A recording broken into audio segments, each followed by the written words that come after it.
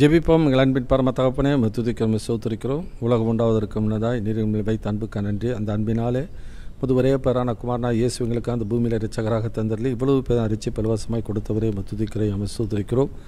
ஆண்டவரை விசுவாசித்த நாளிலே கிருபினாலே ரட்சித்து மீட்டெடுத்த ஆண்டவரே நாளிலிருந்து ஆண்டவரை எங்களை கரம் பிடித்தவர், கைவிடாத நேசராய் இம்மட்டுமாய் நடத்தி வந்தவரே சோத்திருக்கிறோம். ஆண்டவரை நீர் எழுதி கொடுத்த வேத வாக்கியங்களுக்கு நன்றி. நீர் கொடுத்த பரிசுத்த ஆவியானவருக்கு நன்றி. இப்படி வேத வாக்கியங்களை அறிந்து கொள்ள முடிய மனக்கண்களை திறக்கிறவரே சோத்திருக்கிறோம். இந்த நாளிலும் பிரகாசமுள்ள மனக்கண்களை எங்களுக்கு தாங்க. அந்த காலத்து சக்தியில் இயேசு நாமத்தில் அகன்று போகட்டும். ஆவியானவர் நீர் அடியனையும் கேட்கிற அடியார்களையும் ஆட்கொண்டு வழி நடத்தும்படி இயேசு நாமத்தில் வேண்டுகிறோம் பரமபிதாவே, ஆமென்.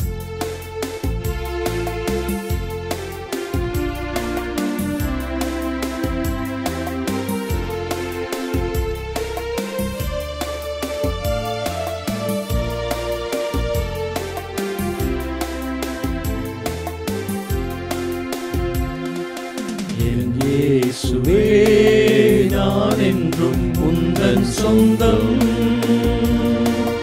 என் ராஜனே அனுதினம் வழி நடத்தும். என் இயேசுவே நான் என்றும் உந்தன் சொந்தம், என் ராஜனே அனுதினமும் வழி நடத்தும். உளையான சேற்றி நின்றே தூக்கியே நிறுத்தி நீரே, உளையான சேற்றி நின்றே தூக்கியே நிறுத்தி நீரே. உந்தனை நான் மறவே, உந்தனை போற்றிடுவே, உந்தனை நான் மறவே, உந்தனை போற்றிடுவே. என் இயேசுவே நான் என்றும் உந்தன் சொந்தம், என் ராஜனே அனுதினமும் வழி நடத்தும். அலைந்தோடும் கடலதனை அடக்கியே அமர்த்தினீரே, அலைந்தோடும் கடலதனை அடக்கியே அமர்த்தினீரே. வார்த்தையின் வல்லமையை என்றுமே காண செய்யும், வார்த்தையின் வல்லமையை என்றுமே காண செய்யும். என் இயேசுவே நான் என்றும் உந்தன் சொந்தம், என் ராஜனே அனுதினமும் வழி நடத்தும். என் இயேசுவே நான் என்றும் உந்தன் சொந்தம், என் ராஜனே அனுதினமும் வழி நடத்தும்.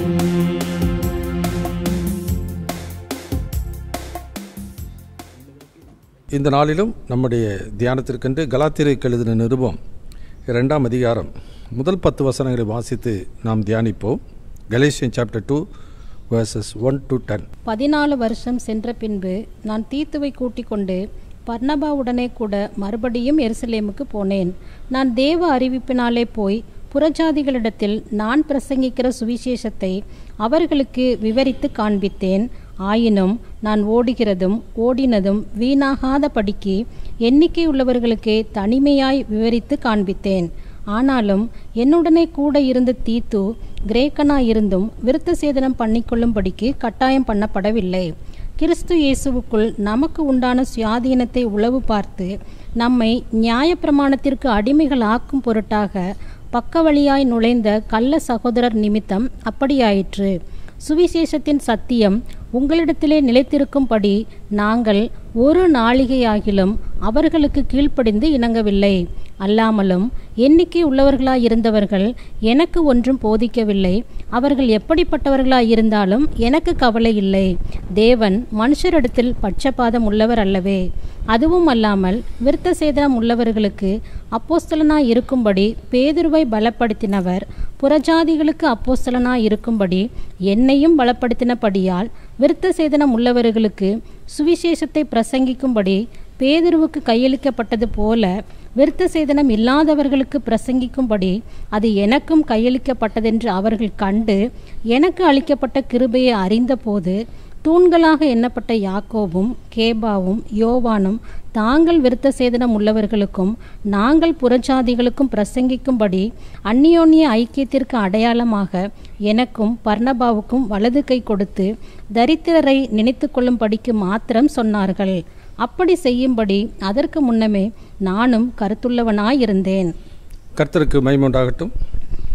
பவுல் பக்தன் ஆண்டவராய் இயேசுனுடைய அழைப்பை ஏற்றுக்கொண்டு தேவனுடைய சித்தத்தின்படியே புறஜாதிகளுக்கு சுவிசேஷத்தை அறிவிக்கும்படியாக தெரிந்து கொண்ட பாத்திரம் என்பதை அவர் அந்த கலாத்திய நிருபத்தில் 1வது அதிகாரத்தில் எழுதியிருந்தபடியே அவன் போய் ஊழியத்தை செய்து அநேக ஆத்துமாக்கள் கலாத்திய நாட்டில் மட்டும் சபைகள் அநேக ஸ்தாபித்திருக்கிறார்.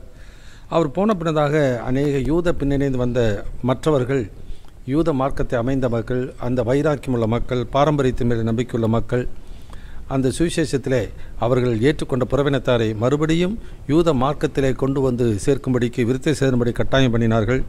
அந்த விருத்த சேதனம் பண்ணினாதான் ரட்சிப்பு நிறைவேறும், விருத்த சேதனம் பண்ணினாதான் அவர் ஆபிரகாமுடைய ஆசீர்வாதம் கிடைக்கும், ஆபிரகாமுடைய சந்ததியாய் மாறுவீர்கள் என்று சொல்லி அன்றைக்கு சொன்னது போல இந்த நாட்களிலும் அநேக சபைகளிலே அவர்கள் சொல்லுகிற கொள்கைகளை கடைபிடித்தால்தான் உண்மையான ஆசீர்வாதம் கிடைக்கும், அப்போ தான் நாம் உண்மையான கிறிஸ்தவர்களாக இருக்க முடியும் என்று சொல்லி இன்றைக்கும் சொல்கிறதை பார்க்கிறோம். அப்போ தான் பவுல் சொல்லுகிறார், நாங்கள் பிரசங்கியாத வேறொரு நற்செய்தியை நாங்களாவது வானத்திலிருந்து வருகிற தூதனாவது வேறொரு நற்செய்தி அறிவித்தால் அவன் சபிக்கப்பட்டவன் என்று சொல்கிறார்.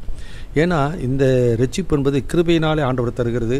இயேசுவை சிலுவையில் அடிக்கப்பட்ட அவரையே அன்று வேறொன்றை உங்களுக்குள் அறியாதிருக்க தீர்மானித்திருக்கிறேன் என்று சொன்னபடியே சிலுவையில் அறையப்பட்ட இயேசுவை குறித்து அவர் பிரசங்கம் பண்ணின பொழுது அந்த இயேசு விசுவாசித்த மக்களை ஆண்டவர் கிருபையினால் ரட்சித்தார்.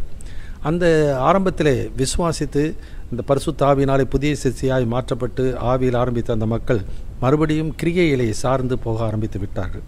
அதனால்தான் புத்தி இல்லாத கலாத்திரே என்று சொல்லக்கூடிய அளவுக்கு அவருடைய வாழ்க்கையானது ஆவியில் ஆரம்பித்து மாமிசத்திலே நடக்க ஆரம்பித்து விட்டார்கள். இதை அறிந்த பவுல் தான் என்ன பண்ணுகிறார், அங்கே மறுபடியும் அவர்களுக்கு இந்த நிருபத்தை எழுதுகிறார். அது மாத்திரமல்ல, அந்த பின்னணிக்கு முக்கியமாக இருக்கிறவர்கள் எருசலேமிலிருந்து உண்டான சபை மக்களும் அந்த சபை தலைவர்களும் இதன் பின்னணியில் இருக்கிறவர்கள், அவர்களுக்கு இந்த காரியத்தை விளக்க வேண்டும் என்று சொல்லி தேவனுடைய அழைப்பினாலே தேவனுடைய நடத்துதலினாலே போகிறதை நான் பார்க்கிறோம். இந்த பவுல் முதல்ல வாசிக்கும் பொழுது 14 வருடங்களுக்கு பின்பு நான் தீத்துவை கூட்டி கொண்டு பர்னபாவுடனே கூட எருசலேமுக்கு போனேன். அப்போஸ்தலர் நடவடிக்கை புத்தகத்தில் 5 இடத்துல அவருடைய எருசலேம் பிரயாணத்தை குறித்து நாம் பார்க்கின்றோம். முதல் பிரயாணம் அப்போஸ்தலரில் 9ஆம் அதிகாரம் 26 30 வசனம் வரைக்கும் வாசிக்கின்றோம். அதுதான் கலாத்தியருக்கு நிருபம் 1ஆம் அதிகாரம் 18 20 வரைக்கும் பார்க்கும் பொழுது அங்கே 1ஆம் அதிகாரம் 18 வாசிக்கும் பொழுது 3 வருடங்கள் சென்ற பின்பு பேதுருவை நான் கண்டுகொள்ளும்படிக்கு நான் எருசலேமுக்கு போய் அவரிடத்தில் 15 நாள் தங்கியிருந்தேன். முதல் விசிட்டுக்கு வந்தபொழுது பிரயாணப்பட்டு இருக்கும் பொழுது 15 நாள் அங்கே தங்கியிருந்தார். அதன் பின்னதாக அவர் போய் 14 வருடம் ஆகிவிட்டு அதன் பின்னதாக எருசலேமில் இருந்த சபையாருக்கும் அவருக்கும் எந்த தொடர்பும் இல்லை. அந்த 14 வருடங்களும் அவர் ஊழியத்தை செய்து கொண்டு புறவினர் தர்மத்திலே சபையை சாபித்து கொண்டு தான் வருகிறார். ரெண்டாவது மறுபடியும் அவர்களை சந்திக்க வரும்போது அப்போஸ்தலர் நடவடிக்கை புத்தகம் 11ஆம் அதிகாரத்தில் 27வது வசனத்திலிருந்து 30வது வசனம் வரைக்கும் நாம் பார்க்கின்றோம்.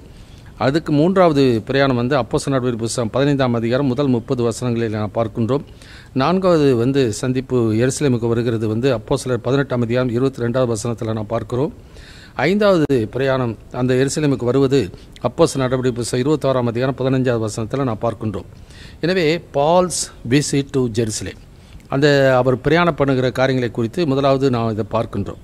இன்றைக்கு நாம் தியானிக்க போகிறது அந்த பிரயாணத்தின் சமயத்திலே நடந்த காரியங்களை தான் இந்த 10 வசனங்களிலே நாம் பார்க்கின்றோம். முதலாவது காரியம் கலாத்தியர் 2 முதல் 3 வசனத்தில் வாசிக்கும்போது அந்த பிரயாணமானது அவராக விருப்பப்பட்டு போனதல்ல, தேவனுடைய நடத்துதலின்படி அவர் போகிறார் என்பதை குறித்து நாம் பார்க்கிறோம். Directed by God himself. வசனத்தில் வாசிக்கும்போது தேவன் எதற்காக நடத்தினார், ஏன் நடத்தினார் என்பதை குறித்து தான் இன்றைக்கு நாம் தியானிக்க இருக்கின்றோம். 3 காரியங்களை அந்த இதில் வசனத்தில் முதல் 3 வசனத்தை வாசிக்கிறோம். ஹிஸ் கம்பேனியன், யாரை கூட்டி கொண்டு போகிறார், அவருடைய கூட்டாளி யார். ரெண்டாவது ஹிஸ் கான்க்ளேவ், அவருடைய கூடுகை யாரோடு கூட கூடி அந்த காரியங்களை அவர் சம்பாதிக்கிறார் என்பதை குறித்து நாம் பார்க்கிறோம். மூன்றாவது ஹிஸ் கிளாரிஃபிகேஷன், அவர் சம்பாதிக்கும் போது எதை குறித்து அவர் விளக்கம் கொடுக்கிறார் என்பதை குறித்து தான் இந்த பகுதியில் முதல் 3 வசனத்தில் நாம் பார்க்கின்றோம். முதல் வசனத்தை வாசிப்போம். 14 வருஷம் சென்ற பின்பு நான் தீத்துவை கூட்டிக் கொண்டு பர்னபாவுடனே கூட மறுபடியும் எருசலேமுக்கு போனேன். வாசிக்கும் பொழுது அவருடைய கம்பெனியன், அவருடைய கூட்டாளிகள் யார்? கர்த்தருக்கென்று உண்மையை உத்தமமாக ஊழியம் செய்கிற மனிதர்கள் எப்பொழுதுமே இசைந்த ஒரு ஆத்மாக்கள், ஒரே மனதுள்ளவர்களாக இருந்தால்தான் ஊழியத்தில் எப்போதுமே அது நன்மை பயக்கக்கூடியதாக இருக்கும், இல்லாவிட்டால் குழப்பங்களை விளைவிக்கக்கூடியதாக இருக்கும். அதுபோல தான் பவுல் பக்தன் பர்னபாவை கூட்டி கொண்டு போகிறதை நான் பார்க்கிறோம். ஏன்னா இந்த பர்னபா தான் முதலாவது எருசலேமில் இருந்த அந்த பேதுருவுக்கும் மற்றவர்களுக்கும் அறிமுகப்படுத்துகிற ஒரு ஆறுதலின் மகனாக பர்னபா இருக்கிறதை நாம் பார்க்கின்றோம். அந்த ஆறுதலின் மகனாக இருந்த அந்த பர்னபாவை கூட்டிக் கொண்டு, அது மாத்திரமல்ல ஒரு கிரேக்கனை அங்கு அழைத்து கொண்டு போகிறதை பார்க்கணும். கிரேக்கனாக இருந்த தீத்துவை. அப்போ பர்னபா யூத மார்க்கத்தை அமைந்தவர் தான். தீத்து கிரேக்கனாக இருந்தபடினாலே அவன் ஆண்டவராக இயேசுவை ஏற்றுக்கொண்டு இயேசுவினுடைய சீஷனாய் அவர் மாறிவிட்டான். பவுலுடைய ஊழியத்தினாலே பெற்றெடுக்கப்பட்ட ஒரு மகனாக அவனை பார்க்கின்றோம். எனவே இன்றைக்கு எந்த சூழ்நிலையில் இருந்தாலும் யூதன் என்றும் இல்லை, கிரேக்கன் என்றும் இல்லை, அடிமை என்றும் சுயாதீனம் என்றும் இல்லை, ஆண்டவராக இயேசுவை சிலுவையில் அடிக்கப்பட்ட அவரையே யார் ஏற்றுக்கொள்கிறார்களோ அவர்களுக்கு தான் ஆண்டவருடைய இரக்கமும் கிருபையும் கிடைக்கும். அவர்கள் தான் தேவனுடைய பிள்ளைகளாக மாறுகிறார்கள். அதனால் 1 Corinthians 2:1 வாசிக்கும் பொழுது பவுல் சொல்லும் பொழுது, கொரிந்து சபைக்கு நான் உங்களிடத்தில் வந்த பொழுது இயேசுவை பற்றிய சாட்சியை சிறந்த வசனிப்போடாவது ஞானத்தோடாவது அறிவிக்கிறவனாக வராமல் இயேசுவை சிலுவையில் அறையப்பட்ட அவரையே என்று வேறொன்றை உங்களுக்குள் அறியாதிருக்க தீர்மானித்திருக்கிறேன் என்று சொல்கிறதை நான் பார்க்கிறோம். ஏன்னாக்கா சிலுவையை பற்றிய உபதேசம் கெட்டுப்பொருளுக்கு வைத்தியமாக இருக்கிறது, ரட்சிக்கப்படுகிற நமக்கோ தேவ பலன். எனவே அந்த தேவ பலன் சிலுவையின் மூலமாக தான் மனுக்குலத்திற்கு வெளிப்படுகிறது. அந்த சிலுவையின் உபதேசம் தான் ஒரு மனிதனை பாவத்திலிருந்து விடுதலையாக்கி தேவனுடைய பிள்ளையாக மாற்றக்கூடிய ஒரு வல்லமை அதற்கு மட்டும்தான் உண்டு. மற்ற எந்த ஒரு நற்செய்தியும் எந்த ஒரு நற்கிரிகையிலும் ஒருவனை தேவனுடைய பிள்ளையாக மாற்ற முடியாது. நாம் செய்த நீதியின் கிரிகைகள் நிமித்தம் அவர் நம்மை ரட்சிக்கிறதில்லை. அவருடைய இரக்கத்தினாலே கிருபையினாலே ஆண்டவர் நம்மை ரட்சிக்கிறதை நாம் பார்க்கின்றோம். அதனால் முன்னோர்களால் பாரம்பரியமாக அனுசரித்து வந்த நடக்கைகளினாலும் ஒருவனுக்கு ஆண்டோடைய பிள்ளையாக மாற முடியாது. யோவான் 1 வாசிக்கிறோம், அவர்கள் இரத்தத்தினாலது மாம்ச சித்தத்தினாலது புருஷனுடைய சித்தத்தினாலது பிறவாமல் தேவனாலே பிறந்தவர்கள். எனவே அவர்கள் மறுபடியும் பிறந்தவர்கள். உலக பிரகாரமாக பிறக்கிறவர்கள், மாம்ச பிரகாரமாக எந்த குடும்பத்தில் பிறந்திருந்தாலும் எந்த பின்னணியில் பிறந்திருந்தாலும் அவர்கள் எல்லாரும் ஆதாமுடைய சந்ததியில் வருகிறவர்கள். அந்த ஆதாமுடைய சந்ததியில் வருகிற மாம்ச பிரகாரம் வந்த யாராக இருந்தாலும் ஆண்டவராக இயேசுவை சிலுவையில் அடிக்கப்பட்ட அவரை யார் விசுவாசிக்கிறார் என்பதை தேவன் அறிந்திருக்கிறார். எனவே அந்த சிலுவையில் அறையப்பட்ட இரட்சகரை யார் ஏற்றுக்கொள்கிறார்களோ அந்த இரட்சிப்பின் சுவிசேஷத்தை ஏற்றுக்கொள்கிறவர்கள் மறுபடியும் பிறக்கிறார்கள், தேவனாலே பிறக்கின்றார்கள், தேவனுடைய பிள்ளையாக இருக்கிறார்கள். அப்படிப்பட்டவர்களை தான் பவுல் என்ற பக்தன் தன்னுடைய உடன் வேலையாட்களாக அவர் உடன் கூட்டாளியாக கூட்டிக் கொண்டு போவதை நாம் பார்க்கின்றோம். 2வது அவருடைய கான்க்ளேவ், அந்த 2வது வசனத்தை வாசிக்கலாம். கலாத்தியர் 2:2 நான் தேவ அறிவிப்பினாலே போய் புறஜாதிகளிடத்தில் நான் பிரசங்கிக்கிற சுவிசேஷத்தை அவர்களுக்கு விவரித்து காண்பித்தேன். ஆயினும் நான் ஓடுகிறதும் ஓடினதும் வீணாகாத படிக்கு எண்ணிக்கை உள்ளவர்களுக்கு தனிமையாய் விவரித்து காண்பித்தேன். அந்த வசனத்தை வாசிக்கும் பொழுது அவர் தேவ அறிவிப்பினால்தான் போனார் ஒழிய, என்னங்க நீங்கள் யூத மார்க்கத்திலிருந்து வந்திருக்கிறீங்க, நீங்கள் போய் யூத மார்க்கத்தை குறித்தில் போய் சொல்லணும், முக்கியமாக சொல்லணும், ஆபிரகாமுடைய சந்ததியாக மாறுவதற்கு ஏற்றதெல்லாம் சொல்லணும். அதை விட்டுட்டு நீங்கள் இயேசு விசுவாசித்தா போதும் என்று சொல்லி நீங்கள் பிரசங்கம் பண்ணுறீங்களே அப்படின்னு சொல்ல ஒரு குழப்பம் அந்த எருசலேம் மக்கள் மத்தியில் இருந்தது. அதனால் ஆபிரகாமோடு கூட விருத்த சேரும் என்கிற உடன்படிக்கை ஆண்டவர் ஏற்படுத்தினார். அதனால் அந்த ஆசீர்வாதம் வரணும்னா ஆபிரகாமுக்கு கொடுத்த உடன்படிக்கை ஆகிய விருத்த சேர் உடன்படிக்கையை பற்றி அவர் சொல்லலையே என்று சொல்லி அவர்களுக்குள்ளே ஒரு மனக்குழப்பம் இருந்தது. ஆனால் அவர்களும் அங்கே அந்த எருசலேமில் இருந்த தலைவர்களும் ஆண்டவராகிய இயேசுவினாலே தெரிந்து கொள்ளப்பட்டவர்கள் தான், பிரித்தெடுக்கப்பட்ட மக்கள் தான். எனவே அதை தான் அப்போஸ்தலர் நடபடிகள் புத்தகத்தில் ஆரம்பத்தில் நான் பார்க்கின்றோம். எனவே அவர்களுக்கு இந்த விளக்கங்கள் அவர்களுக்கு புரியலை, அவர்களுக்கு தெரியாது. ஏன்னா ஆண்டவருடைய அழைப்பு என்பது ஒவ்வொருவருக்கும் ஒவ்வொரு விதமாக இருக்கிறது. எனவே அந்த அழைப்புக்கு ஏற்றபடி ஆண்டவருடைய நடத்துதலும் இருக்கும். நான் உனக்கு போதித்து நீ நடக்க வேண்டிய வழியை உனக்கு காட்டுவேன் என்று சொல்லி ஆண்டவர் சொல்கிறபடியே நமக்கு நியமிக்கப்பட்டிருக்கிற ஓட்டம் என்று சொல்லி எபிரேயர் 12 வாசிக்கிறோம். எனவே ஒவ்வொருவருக்கும் ஒவ்வொரு விதமான ஓட்டம் உண்டு, ஒவ்வொருவருக்கும் ஒவ்வொரு ஊழியம் நியமிக்கப்பட்டிருக்கிறது. எனவே நியமிக்கப்பட்டிருக்கிறது ஏற்ப ஆண்டவர் அவர்களுக்கு கிருபைகளையும் கிருபை வரங்களையும் ஆண்டவரது ஞானத்தையும் அறிவையும் ஆண்டவர் அவர்களுக்கு தருகிறவராக இருக்கின்றார். எனவே இதை பொதுவாக பிரசங்கம் பண்ணும்பொழுது என்ன பண்ணுவாங்க, அறகுறையாக இருக்கிறவர்கள் எல்லாம் ஏற்கனவே ஒரு நம்பிக்கையின் பின்னணியில் வந்தவர்கள் என்ன பண்ணுவாங்க, இதை ஏற்றுக்கொள்ள மறுப்பார்கள். அது மறுக்கிறது மாத்திரமல்ல, அதை எதிர்ப்பார்கள். அதே தான் இன்றைக்கும் அவ்விதமான சூழ்நிலை இன்றைக்கு நாம் பார்க்க முடியும். அவர்கள் ஏதோ ஒரு நம்பிக்கையில் ஒரு பாரம்பரியத்தில் வந்து விட்டால் ஒரு சத்தியத்தை சொல்லும் பொழுது என்ன பண்ணுவாங்க, உடனே அதை எதிர்ப்பாங்க. உடனே அவர்கள் அதை வாக்குவாதம் பண்ண ஆரம்பிச்சிருவாங்க. ஏன்னா அவருடைய அறிவு இல்லை. ஏன்னாக்கா ஒரு பாரம்பரியமான ஒரு பழக்கமாக தொடர்ந்து ஒரே பழக்கத்தை தலைமுறையாக சொல்லிக்கொண்டே வருகிற ஒரு காரியம். எனவே அதே நம்பிக்கொண்டிருந்து பவுல் சொல்லுகிறது வித்தியாசமாக இருக்கிறது. நாம் நம்புகிறது நம்பிக்கைக்கு மாறாக இருக்கிறது. எனவே நம்முடைய நம்பிக்கைக்கு மாறாக இருக்கிற இந்த காரியம் சரியில்லை, இது தவறானது என்கிற எண்ணம் அவருடைய உள்ளத்தில் இருந்தது. ஏன்னா எல்லா சபைகளிலும் பொதுவாக அப்படி தான் சொல்லுவாங்க, நம்ம சொல்கிறது தான் சத்தியம் என்று சொல்லக்கூடிய ஒரு மனப்பான்மை அந்த நாட்களில் இருந்தது போல இந்த நாட்களிலும் இருக்கிறது நான் பார்க்கிறோம். இயேசு ஊழியம் செய்த நாட்களிலே பரிசேயர்களுக்கு ஒரு உபதேசம், சதுசேயருடைய உபதேசம், ஏரோதனுடைய பிடித்த மாவு என்று சொல்லி அவர்களுடைய அந்த கொள்கையை கடைபிடிக்கிற மக்கள் இருந்தாங்க. ஆனால் இவர்கள் ஒவ்வொருவரும் வெவ்வேறு விதமான உபதேசங்களை வைத்திருந்தவர்கள். ஆனால் எல்லாரும் ஆபிரகாமுடைய சந்ததி தான், எல்லாரும் விருத்தசனம் பண்ணப்பட்டவர்கள் தான். ஆனால் ஆண்டவருடைய உபதேசத்தை அவர்கள் ஏற்றுக்கொள்ளலை. அதனால தான் ஆண்டவரோடு கூட அவர்கள் வாக்குவாதம் பண்ணுகிறதை பார்க்கிறோம். எனவே அந்த பின்னணியில் வந்த அந்த மக்களும் அந்த இயேசுவை புறக்கணிக்கிறதை நாம் பார்க்கிறோம். அதே பின்னணியில் வந்த கிறிஸ்தவர்களாக இருந்தாலும் அந்த மாறுபாடுள்ள சந்ததியினுடைய பின்னணியில் வந்த அந்த மக்கள் அந்த பவுலும் மற்ற மக்களோடு கூட அவர்கள் வாக்குவாதம் செய்யாதபடிக்கு முதலே தனிமையிலே அவர்களுக்கு என்ன பண்ணுகிறார், விவரித்து காண்கிறார். எதற்காகனாக்கா தான் ஓடினதும் வீணாகாதபடிக்குனாக்கா கலாத்தியர் 1:14 அப்படி பார்க்கிறோம். என் ஜனத்தாரில் என் வயதுள்ள அநேகரை பார்க்கிலும் யூத மார்க்கத்திலே தேறினவனாய் என் பிதாக்களுடைய பாரம்பரிய நியாயங்களுக்காக மிகவும் பக்தி வைராக்கியமுள்ளவனாய் இருந்தேன்.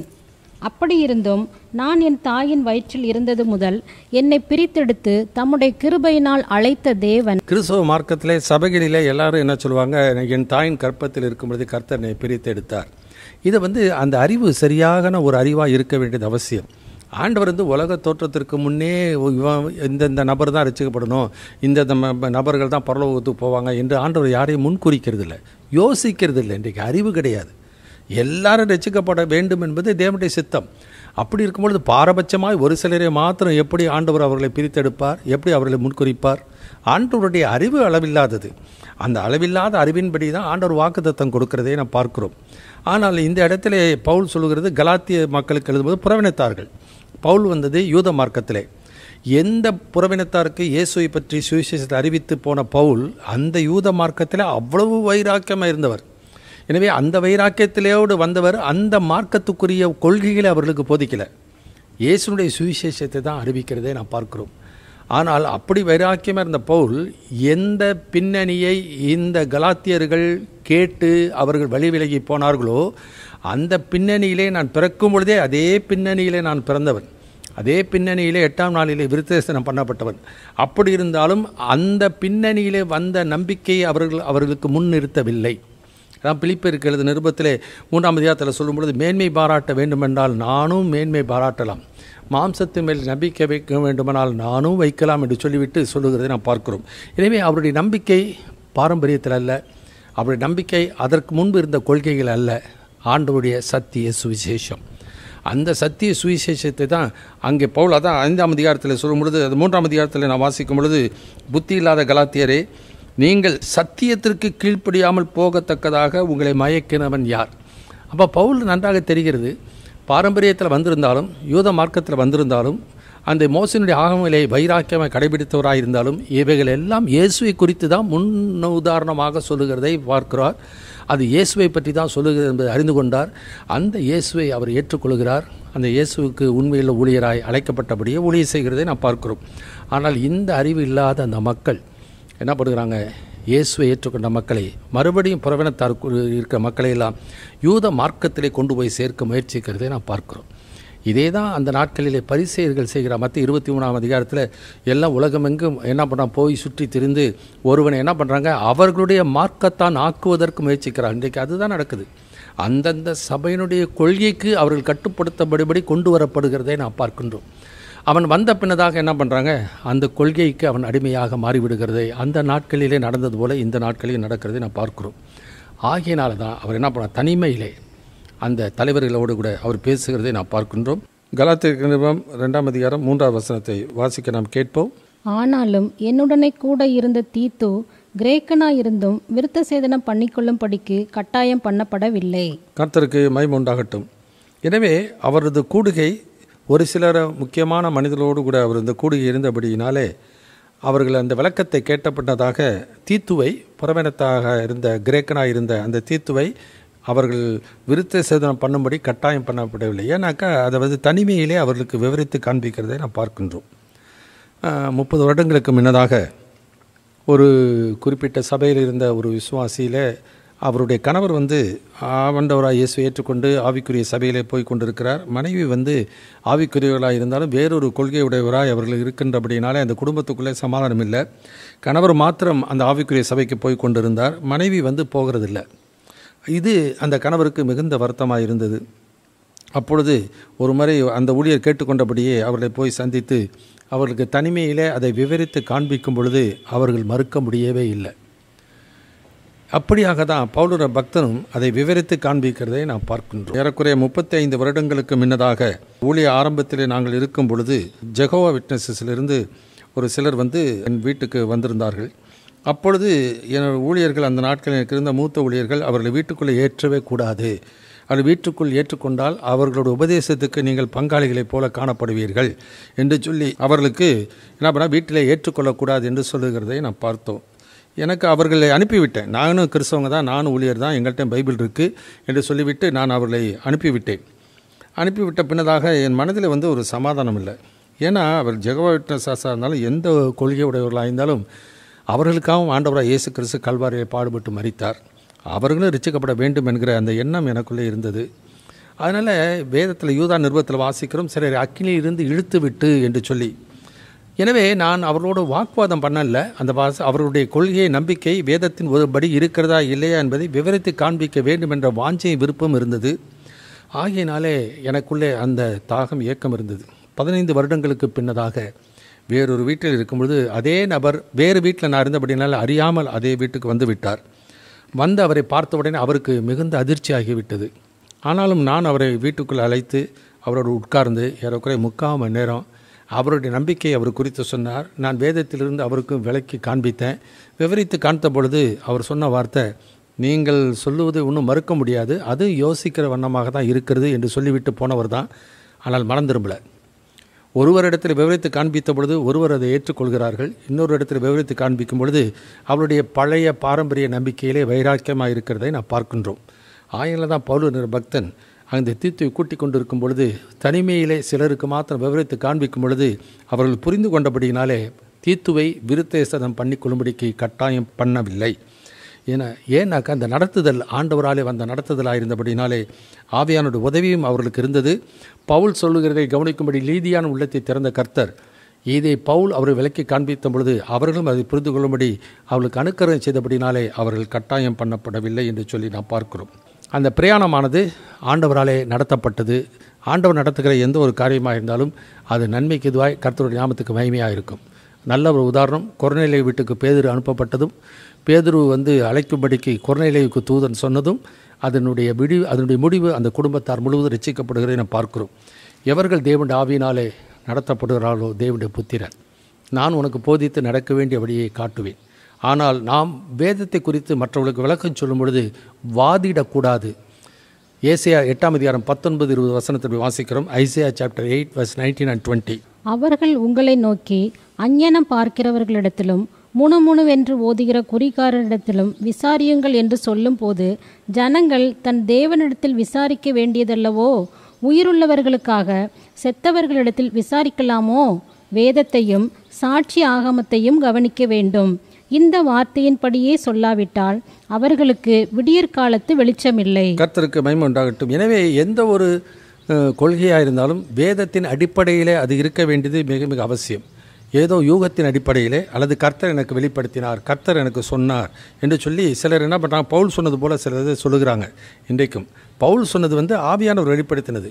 அதே பவுல் என்ன சொல்கிறார், நாங்கள் உங்களுக்கு பிரசங்கியாத வேறொரு நற்செய்தியை நாங்களாவது வானத்திலிருந்து வருகிற தூதனாவது வேறொரு நற்செய்தி அறிவித்தால் அவன் சபிக்கப்பட்டவன் என்று சொல்வதை பார்க்கிறோம். வேறொரு சுவிசேஷம் கிடையாது. இயேசுவின் மூலமாக கிடைக்கிற அந்த விடுதலை, அந்த ரட்சிப்பை தவிர சிலுவையில் அறையப்பட்ட அவரே அன்றி வேறொன்றை உங்களுக்குள் அறியாதிருக்க தீர்மானித்திருக்கிறேன் என்று சொன்னது போல இந்த சிலுவை பற்றிய உபதேசம் தான் கெட்டுப்போர்களுக்கு வைத்தியமாக இருக்கிறது, ரட்சிக்கப்பட நமக்கோ தேவ பலனாக இருக்கிறது. ஆனால் இந்த நாட்களிலே அந்த சிலுவையின் உபதேசத்தை விட்டுவிட்டு இன்றைக்கு உலக பிரகாரம் அநேக காரியங்கள் இன்றைக்கு சொல்லுகிறபடினாலே, அதை போதிக்கிறபடினாலே ஜனங்கள் அதிகமான பேர் அதை நம்புகிறபடினால தான் இன்றைக்கு சத்தியத்தை அவர்களால் ஏற்றுக்கொள்ள முடியல. ஆனால் இந்த கடைசி நாட்களிலே அவர்கள் சத்தியத்தை விட்டு செவிய விலைக்கு கட்டுக்கதைகளுக்கு சாய்ந்து போகும் காலம் வரும். ஆரோக்கியமான உபதேசத்தை பொறுக்க மனதில்லாதவர்கள் தான் வாக்குவாதம் செய்வார்கள். ஆரோக்கியமான உபதேசத்தை ஏற்றுக்கொள்ள விரும்புகிறவர்கள் உலக பிரகாரமாக சரீரத்தில் அவர்களுக்கு பாதிப்பு உண்டாகும் பொழுது எந்த வைத்தியர்கிட்டாவது போய், எந்த ஆஸ்பத்திரிக்காகவும் போய் எப்படியாச்சும் சுகமானா சரி என்று சொல்லி சரீரத்துக்கும் உலகத்துக்கு அடுத்த வாழ்க்கைக்கும் எவ்வளவோ பிரயாசம் எடுக்கிறார்கள், எவ்வளோ செலவு பண்ணுகிறார்கள். ஆனால் நித்திய ஜீவனுக்கென்று எழுதி கொடுத்த வேத வாக்கியங்களை அதை அறிந்து கொள்ளவும், அதை புரிந்து கொள்ளவும், அதை நிச்சயித்து கொள்ளக்கூடிய ஒரு காரியத்திலே இன்றைக்கு விருப்பம் இன்றைக்கு தலைவர்களுக்கும் இல்லை, இன்றைக்கு விசுவாசிகளுக்கும் கிடையாது. எனவே இன்றைக்கு அப்படி தான் இன்றைக்கு இருக்கிறார்கள். பவுல் சொல்கிறார், நீ கற்று நிச்சயித்து கொண்டவைகளிலே நிலைத்திரு. கற்றுக்கொள்கிறார்கள், நிச்சயித்திருக்கிறதில்ல. நிச்சயித்திருந்தாலும் தவறான உபதேசத்தை நம்பி விடுகிறபடினாலே, தவறான நபர்களை அவர்கள் நம்பி விடுகிறபடினாலே, தோற்றத்தின்படி தீர்ப்பு செய்கிறபடினாலே அவர்கள் நிலைத்திராமல் போகிறதை இந்த நாட்களிலே நாம் அதிகமாக பார்க்கின்றோம். Travel was directed by God. ரெண்டாவது காரியம் வாசிக்கும் பொழுது டிஸ்கஷன் வித் லீடர்ஸ். அதை வாசிக்கும் பொழுது 2ஆம் அதிகாரம் 4-5 வசனத்தை வாசிக்கலாம். கலாத்தியருக்கு நிருபம் 2ஆம் அதிகாரம் 4-5 வசனம். கிறிஸ்து இயேசுவுக்குள் நமக்கு உண்டான சுயாதீனத்தை உளவு பார்த்து நம்மை நியாயப்பிரமாணத்திற்கு அடிமைகள் ஆக்கும் பொருட்டாக பக்க வழியாய் நுழைந்த கள்ள சகோதரர் நிமித்தம் அப்படியாயிற்று. சுவிசேஷத்தின் சத்தியம் உங்களிடத்திலே நிலைத்திருக்கும்படி நாங்கள் ஒரு நாளிகையாகிலும் அவர்களுக்கு கீழ்ப்படிந்து இணங்கவில்லை. கர்த்தருக்கு மகிமை உண்டாகட்டும். டிஸ்கஷன் வித் லீடர்ஸ், மூப்பர்களுடன் கூட கலந்து உரையாடுதலை அந்த இடத்திலே நாம் பார்க்கின்றோம். 3 காரியங்களை இந்த பகுதியிலே பார்க்கும். முதலாவது ஆர்கியூமெண்ட் ஆஃப் ஜூடாயிசஸ், யூத மார்க்கத்தமைந்தவர்களுடைய வாதத்தை குறித்து நாம் பார்க்கிறோம். 2வது அக்னாலஜ்மெண்ட் ஆஃப் ஜெருசலேம் லீடர்ஸ், எருசலேமில் இருந்த தலைவர்களுடைய அங்கீகாரத்தை குறித்து நாம் பார்க்கின்றோம். 3வது வசனத்தை வாசிக்கிறோம், அரேஞ்ச்டு பை பர்னபாஸ். இந்த ஒரு கூட்டமானது, இந்த ஒரு ஏற்பாடானது பர்னபாவினால் ஏற்படுத்தப்பட்டது. ஏன்னா பர்னபாவும் யூத மார்க்கத்திலிருந்து வந்தவர். பர்னபா பவுலுடைய ஊழியத்தை நேரடியாக கண்டவர். அந்த பவுலின் ஊழியத்தின் மூலமாய் சந்திக்கப்பட்ட ஆத்துமாக்கள் இயேசுவை இரட்சகராக ஏற்றுக்கொண்டு இரட்சிக்கப்பட்டவர் என்பதற்கு சாட்சியாக அங்கே பர்னபா இருந்தபடினாலே அவர்களாலே மறுத்தாரம் ஒன்று சொல்ல முடியவில்லை, மறுக்கவும் முடியவில்லை. எனவே அதை ஏற்றுக்கொள்கிறதை நாம் பார்க்கிறோம். எனவே 3 காரியங்களை வாசிக்கிறோம். அந்த வசனத்தில் வாசிக்கும் பொழுது, 4வது வசனத்தை வாசிக்கும் பொழுது, கிறிஸ்து இயேசுவுக்குள் நமக்கு உண்டான சுயாதீனத்தை உளவு பார்க்க நம்ம என்ன பண்ண உளவு பார்க்கிறவர்கள். அதாவது இந்த யூத மார்க்கத்தை அமைந்தவர்கள் என்ன பண்ணுறாங்க, பவுலை எப்படியாச்சும் மடக்கிற முடியாதா, எப்படியாச்சும் அவனுடைய வாழ்க்கையில் அவன் கொள்கையிலேருந்து தவற விட்டுட்டு நம்முடைய கொள்கையை கொண்டு வர முடியாதா. ஏன்னா வாக்குவாதம் சிறந்தவர்களாக இருந்தால் எப்போது என்ன பண்ணுவாங்க, ஒரு விசுவாசிகள்கிட்ட போய் யாராச்சும் வேறு உபதேசம் உள்ள ஒரு மக்கள் யாராச்சும் வந்து கேட்டாங்கனாக்கா, இருங்க நான் எங்கள் பாஸ்டரை கூப்பிட்றேன் என்று சொல்லி தான் சொல்லுவார்களை ஒழிய, அந்த விசுவாசிகள் என்ன பண்ணுறதில்ல, சத்தியத்தை தெரிஞ்சுக்கிறதில்ல. அவங்க என்ன நினச்சிக்கிறாங்க, பாஸ்டர்களுக்கு தான் தெரியும், மற்றவங்களுக்கெல்லாம் தெரியாது. அப்படி இல்லை. தேவன் பாரபட்சம் உள்ளவர் அல்ல. ஒரு ஞானத்தில் குறைவுள்ளவனாக இருந்தால் யாவருக்கும் சம்பூர்ணமாக கொடுக்கிற தேவனிடத்திலே அவன் விசாரிக்க கடவன், தேவனிடத்திலே கேட்க கடவன். எபேசியர் 4:20 வாசிக்கிறோம், இயேசுவினிடத்தில் உள்ள சத்தியத்தை நீங்கள் அவரிடத்தில் கேட்டிருந்து அவராலே போதிக்கப்பட்டிருக்கிறீர்களே. ஏன்னா எல்லாரும் ஆண்டவருடைய ஆடுகள் தான், எல்லாருக்கும் மேய்ப்பன் இயேசு தான். எனவே இயேசு ஒருவரே குருவும் போதகருமாக இருக்கிறார். எனவே இயேசுவினிடத்தில் அவர்கள் கற்றுக்கொள்ளணும், வேத வாக்கியத்தின்படி கற்றுக்கொள்ளணும். ஆனால் இன்றைக்கு என்ன பண்ணுறாங்க, வேத வாக்கியத்தை படிக்கிறதில்ல, தன்னுடைய மனதில் தோன்றுகிற காரியங்களை அல்லது ஆவிகளுக்கு செவி கொடுக்கிறது. 1 தீமோத்தேயு 4:1-2 வசனத்தை வாசிக்கும்போது, ஆவியானவர் வெளிப்படையாக சொல்கிறபடி பிற்காலங்களிலே மனசாட்சியிலே சூடுண்ட பொய்யோருடைய மாயத்தினாலே சிலர் வஞ்சிக்கிற ஆவிகளுக்கும் பிசாசும் உபதேசங்களுக்கு செவி கொடுத்து விசுவாசத்தை விட்டு விலகி போவார். தங்களில் உள்ள இயேசுவை விசுவாசிக்கிறதில்லை, தங்களுக்கு எழுதி கொடுத்த வேத வாக்கியங்களை விசுவாசிக்கிறதில்லை. ஆண்டு என்ன பண்ணுறாங்க, கர்த்தர் என்னோடு பேசினார், கர்த்தர் என்னை நடத்தினார் என்று சொல்லி ஆவி உலகத்தில் சந்திக்கிற ஒரு எண்ணங்கள் தான் இருந்தது. தேவனுக்கு ஏற்ற சிந்தை எது, வேத வாக்கியத்தின்படி சிந்திக்கணும். ஒருவன் போதித்தால் வேத வாக்கியங்களின்படி போதிக்க கடவுள் என்று சொல்லி 1 பேதுரு 4ஆம் அதிகாரத்தில் சொல்வதை வாசிக்கின்றோம். ஏன்னா வேத வாக்கியம் பரிசுத்த ஆவியினால் ஏவப்பட்டு எழுதப்பட்டது. ஆனால் எழுதப்படாத இந்த ஆவிக்குரிய உலகத்திலே ஆவிகளோடு கூட பேசுகிறது, ஆவிகளுடைய தூண்டுதலுக்கு செவி கொடுக்கிறது. அதெல்லாம் கலாத்தியர் 1:8 சொல்கிறார், நாங்கள் உங்களுக்கு பிரசங்கியாத வேறொரு நற்செய்தியை, நாங்களாவது வானத்திலிருந்து வருகிற ஒரு தூதனாவது வேறொரு நற்செய்தியை அவர் சொன்னால். எழுதியிருக்கிற வேத வசனத்தையே புரிச்சிக்க முடியாதவங்க, காணக்கூடிய ஒரு கண்கள் உள்ளவர்கள், காணக்கூடிய வேதத்தை எழுதி கொடுக்கிறவர்கள், இவர்கள் அறிந்து கொள்ளாதவர்கள், காண முடியாத ஒரு ஆவி சொல்லுகிறதை எப்படி இவர்கள் நம்புகிறார்கள்? அதனால் வேதத்தையும் சாட்சி ஆகமத்தையும் கவனிக்க வேண்டும். இதன்படியே சொல்லாவிட்டால் அவர்களுக்கு விடியற் காலத்து வெளிச்சம் இல்லை. எல்லா கொள்கை, வெவ்வேறு விதமான கொள்கை உள்ள எல்லா மக்கள் என்ன சொன்னாங்க? கர்த்தர் என்னோடு பேசினார், கர்த்தர் எனக்கு இதை வெளிப்படுத்தினார். எங்கே வேதத்தில் இருக்கா? வேதத்தில் அப்படி இருக்கா? அப்போஸ்தலர் 17:11 வாசிக்கிறோம், அந்த பட்டணத்தார் மனோ வாஞ்சியாய் வசனத்தை ஏற்றுக்கொண்டு காரியங்கள் இப்படி இருக்கிறதா என்று வேத வாக்கியங்கள் ஆராய்ந்து பார்த்தார்கள். எனவே தெசலோனிக்கேயர் பார்க்கலும் நற்குணசாலிகளாக இருந்தார்கள். ஏன்னா இயேசு சொல்லியிருக்கிறார், நான் சொல்லிய இந்த வார்த்தைகளின்படி செய்கிறவன் எவனோ அவனை கண்மலையின் மேல் தன் வீட்டை கட்டின புத்தியுள்ள மனிதனுக்கு ஒப்பிடுவேன் என்று சொல்லி ஆண்டவராக இயேசு கிறிஸ்து சொல்லுகிறார். வெறும் நம்பிக்கை இருந்து பிரயோஜனம் இல்லை, வெறும் அவள் வைராக்கியம் இருந்து பிரயோஜனம் இல்லை. வேத வசனத்தின்படி இருக்க வேண்டியது மிக மிக அவசியம். அதுவும் அவருடைய சித்தத்தின்படி இருக்க வேண்டியது அவசியம். எனவே ஆண்டவருடைய நடத்துதல் என்பது வேதத்தின்படி இல்லாவிட்டால், ஏன்னா சத்திய ஆவியானவர் சகல சத்தியத்தில் நம்மை நடத்துவார். வெறும் சத்தத்திலே போகிறது மாத்திரம் இல்லை. ஏன்னாக்கா பிசாசும் பேசுவான், ஆண்டவரும் பேசுவார், வஞ்சிக்கிற ஆவிகளும் பேசும். எனவே நாம் எதற்கு செவி கொடுக்கிறோம்? என் ஆடுகள் என் சத்தத்துக்கு செவி கொடுக்கின்றன. அவருடைய சத்தம்தான், ஆண்டவருடைய சத்தம்தான் சத்திய வேதமாக நமக்கு ஆவியானவர் எழுதி கொடுத்திருக்கிறார். எனவே இந்த வார்த்தைகள் படி சொல்லாவிட்டால் அவர்களுக்கு விடியற் காலத்து வெளிச்சம் இல்லை. எனவே இதை மக்கள் என்ன பண்ணுறாங்க? எப்படி இஸ்ரவேல் ஜனங்கள் என் வேதத்தின் மகத்துவங்களை அவர்களுக்கு எழுதி கொடுத்தேன், அவர்களோ அதை அந்நிய காரியமாக எண்ணுகிறார்கள். அப்போ வேதம் அவர்களுக்கு தேவையில்லை. அவர்கள் மற்றவங்க தலைவர்கள் சொல்கிறது, மற்ற ஆவிகள் சொல்லுகிறது, அல்லது மனதிலே தோன்றுகிறது, அல்லது ஏவப்படுகிற காரியங்கள், இவைகளை தான் அவர்கள் சொல்லுகிறதை நாம் பார்க்கின்றோம். ஆனால் வேதத்தில் வாசிக்கிறோம், ஆசாரனுடைய உதடுகள் அறிவை காக்க வேண்டும், வேதத்தை அவன் வாயிலே தேடுவார்களே அவர்கள் சேனைகளுடைய கர்த்தருடைய தூதன் என்று சொல்லி நான் பார்க்கிறோம். அதனால தான் எபிரேயர் 3ஆம் அதிகாரத்தில் வாசிக்கிறோம், என் வழிகளே அவர்கள் அறியாதவர்கள் என்று கோபத்திலே ஆணையிட்டேன், இன்று அவருடைய சத்தத்தை கேட்பீர்களாகில் சோதனை நாளில் நடந்தது போல உங்கள் இருதயங்களை கடினப்படுத்தாதிருங்கள். இன்றைக்கு யாருடைய சத்தத்துக்கு செவி கொடுக்கிறோம்? ஆவியானவருடைய சத்தத்துக்கு செவி கொடுத்தால் சத்திய வசனத்தின்படி தான் ஆவியானவர் பேசுவார். சத்திய வசனத்துக்கு மாறாக ஒருபோதும் ஆவியானவர் பேச மாட்டார். அப்படி வேறு ஆவிகள் ஏதாவது பேசினால் அது சத்ருவுடைய வஞ்சக ஆவி தான். அதனால தான் இயேசு பிசாசானவனாலே சோதிக்கப்படுவதற்கு ஆவியானவர் இயேசுவை நடத்தி கொண்டு போகிறார். அப்போ இயேசு கிறிஸ்து நேரடியாக பிசாசை விரட்டியிருக்கலாம், அப்பால இப்போ சாத்த நேரடியாக விரட்டியிருக்கலாம். ஆனால் 3 முறையும் வேத வசனத்தை கொண்டு தான் அந்த பிசாசை அவர் மேற்கொள்ளுகிறதை நமக்கு காண்பிக்கிறார்.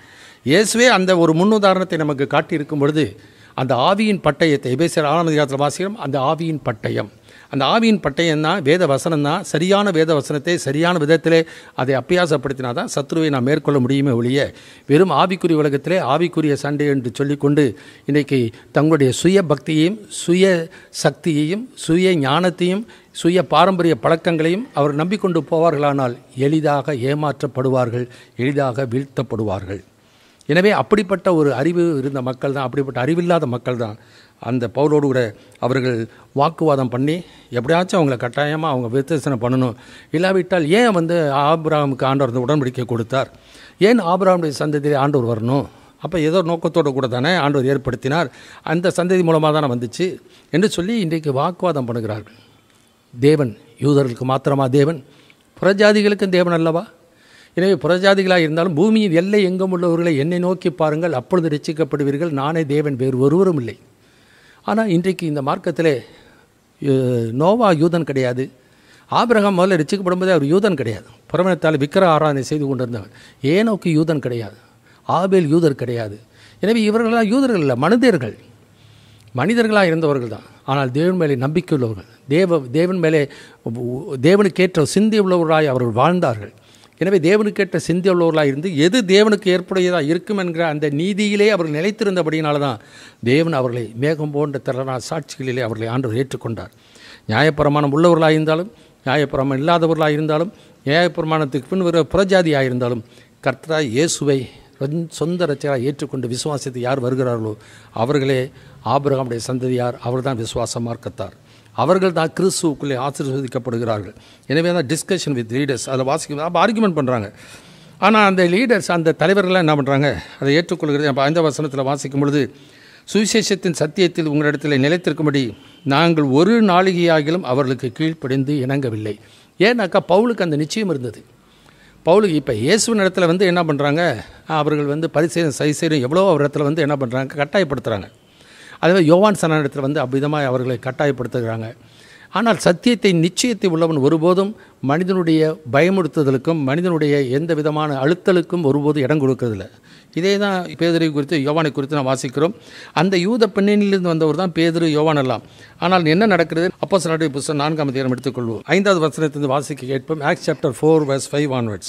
மறுநாளிலே ஜனங்களுடைய அதிகாரிகளும் மூப்பரும் வேதபாரகரும் பிரதான ஆசாரியனாகிய அன்னாவும் காய்பாவும் யோவானும் அலெக்சந்தரும் பிரதான ஆசாரியருடைய குடும்பத்தார் யாவரும் எருசலேமிலே கூட்டம் கூடி அவர்களை நடுவே நிறுத்தி, நீங்கள் எந்த வல்லமையினாலே எந்த நாமத்தினாலே இதை செய்தீர்கள் என்று கேட்டார்கள்.